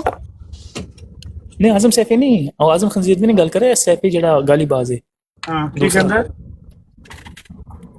کہندا کہ میں تے امام جعفر صادق نوں گالی نہیں کڈی لیکن انہیں امام جعفر صادق او ٹیکسی گروپ دے نال بیٹھا سی تو اوتھے امام جعفر صادق دا نام لے کے اگے گال کڈی 2 دفعہ. وہ میری بٹ نے منع بھی کیتا باز بھی کیتا لیکن پھر باز نہیں آیا. کل میں گل کی کہ میں کہ قسم چوک کہندا نہیں میں نہیں قسم چکدا تو آڈیو پیش کرتا میں معافی منگا وہ دی لیکن بس وہ ہاں ٹھیک ہے معافی منگانی ہوئے تو ٹھیک ہے ثبوت دے طور تے ورنہ وہ دی گل جڑی ہے وہ اعتبار دے قابل 1 سیکنڈ واسطے بھی نہیں ہے. پکا گالی باز آدمی ہے سارا دن شاپ میں نبیاں نوں گالاں کڈنا. تے اوہی میں کہہ رہا ایک تے گل کردے نے کہ بھئی گالیاں سن کے دعا دو پا کے دو کرام دو تے دوسرے اگر کوئی بندہ انہاں نوں انگل بھی لاوے تے انہوں 10-20 گالیاں کٹھیاں دے دیندے نے. پمبیری باٹے نال کہہ رہے ہیں ویکھو اسی کدی ماں بھین دے زا گننے آ اے شعیب راجی دی بھین دی سری تے نال ہی کہہ رہا ہے ٹھیک ہے نا کہہ رہا اسی کدی گنے نہیں زا کسی دی ماں بھین دے تے نال ہی کہہ رہا اودی بھین دی سری. یعنی ایسے بے شرم لوگ نے گال کڈ کے بھی نال جہو جے لانتی او نے اوہو جے انہاں دے کی کہ مقتدی نے سمجھو بارے کم کہ کہندے نے بھئی جماعت جڑا وہ بندیاں دے اوتے بہت جڑا ہے اثر و رسوخ رکھدی ہے اور جماعت دے اگر صدر نوں پتہ چل جائے تو وہ بڑا سخت ایکشن لیندے نے. سمجھو بارے کہو جی تعلیم ہے تے کہو جی ایکشن ہے.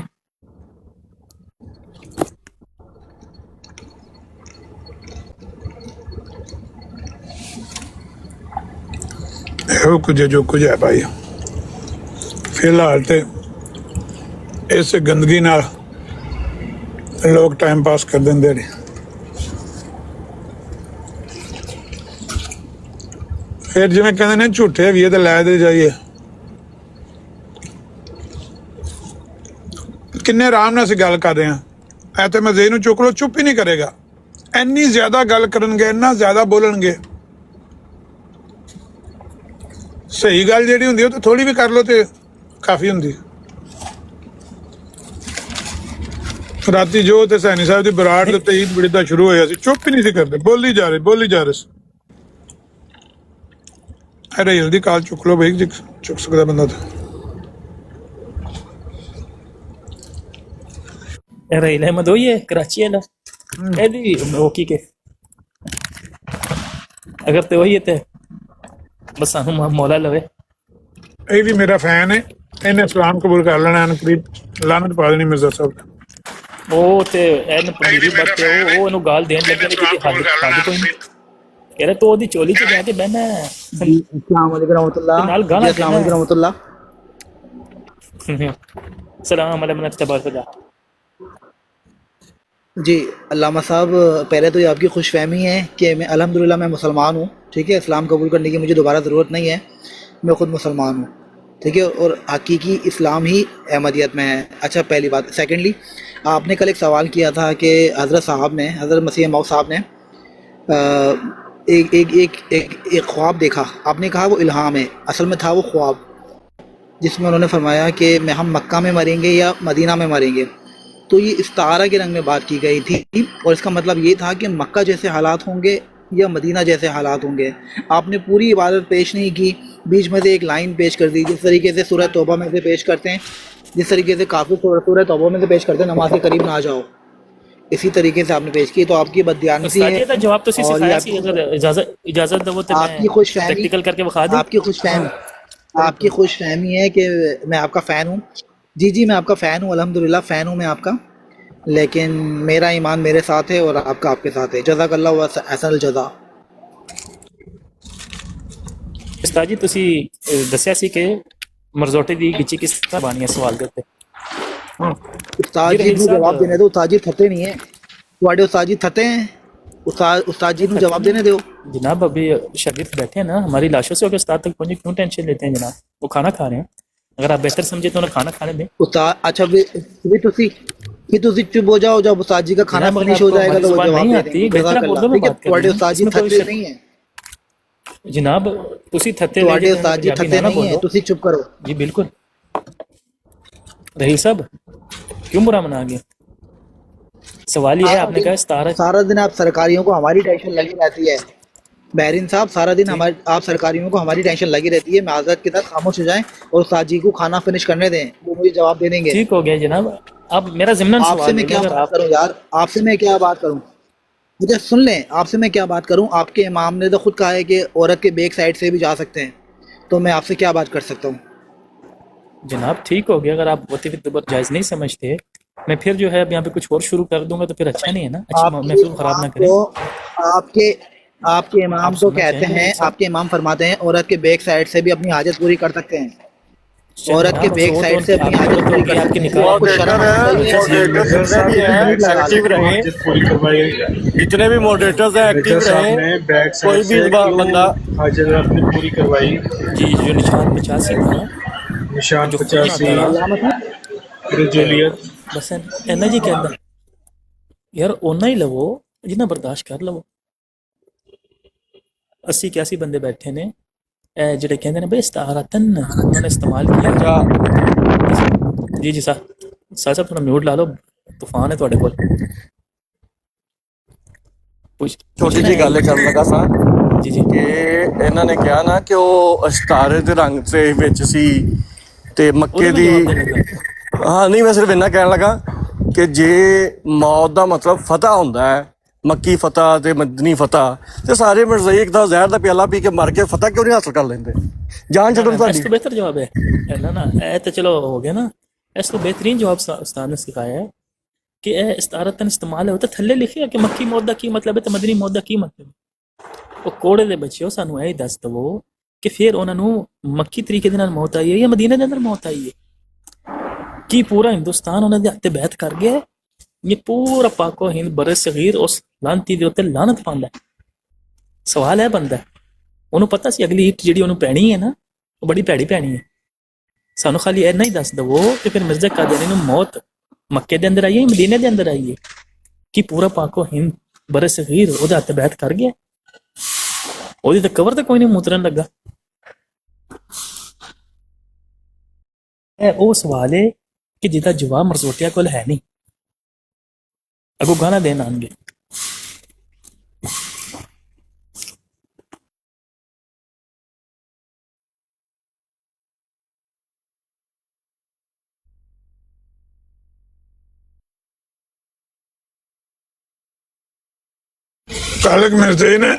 کالک مرزی نے جو دیتا ہے مکی موت بھی سی تو مدنی موت بھی سی. ابدا مکے چ مرے تو مدینے. استغفر اللہ. تو امام مہدی تو پہلے خاص فرمس کیا ہونا ہے نا ایک دجال ایک لانتی نے تسنا زمین دے اندر ٹھیک ہے نا پھر کہو بھائی درمیان دیتے وہ نہیں مرنا پھر اسی وہی موت آئی ان کہنا مکی موت بھی سی مدنی موت بھی سی. میں ٹھیک ہے شرم نے من میں قسم میں داد پیش کرنا جڑا مرزا قادیانی نو منن لگا کہ صاحب نال مان رہا ہے او دا کی معیار ہے کہ بالکل ہی انا ہے یا بالکل دماغ او دا فیوز اڈے نے.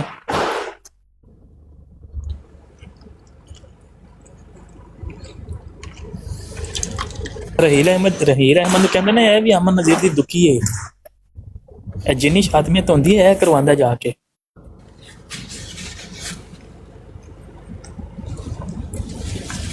کل ملک صاحب کہہ رہے سارے مرزائی پہل کرتے ہیں تو مرزا صاحب نو گالاں پاندے نے. اے جڑا ہونا ہے سی اے دا اپنا بیان ہے کہ امن نذیر نے کبھی پہل نہیں کی لیکن کس نے کی تھی تو پھر انہوں نے پیچھے کچھ رہن نہیں دیتا.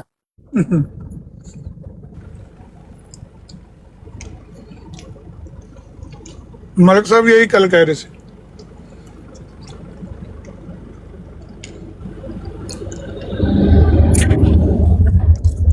کہ کوئی گل نہیں کر رہا نا آرام سکون نال تسی آکھیا ہے اللہ تسی آکھیا کہ ضرورت تو زیادہ گل کرن گے اتیا کہ انہیں وہی کام شروع کیتا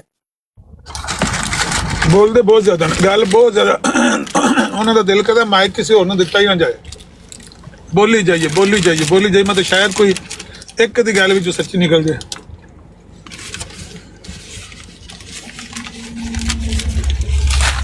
رات بھی منع کیا میں یار تھوڑی گل کر لیا کرو زیادہ گل کرنے بندہ سچا ثابت ہو جاتا ہے.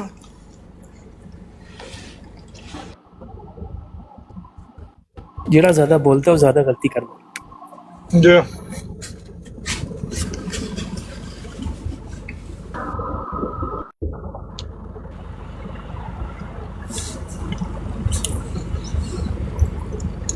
نالے قادیانی نے اتنے رہنا کہڑا کہ پھیل جانی ہے قادیانی تو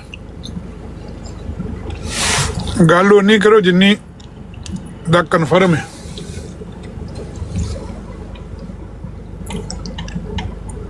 میں سگنل کا کوئی مسئلہ رہا ہلدا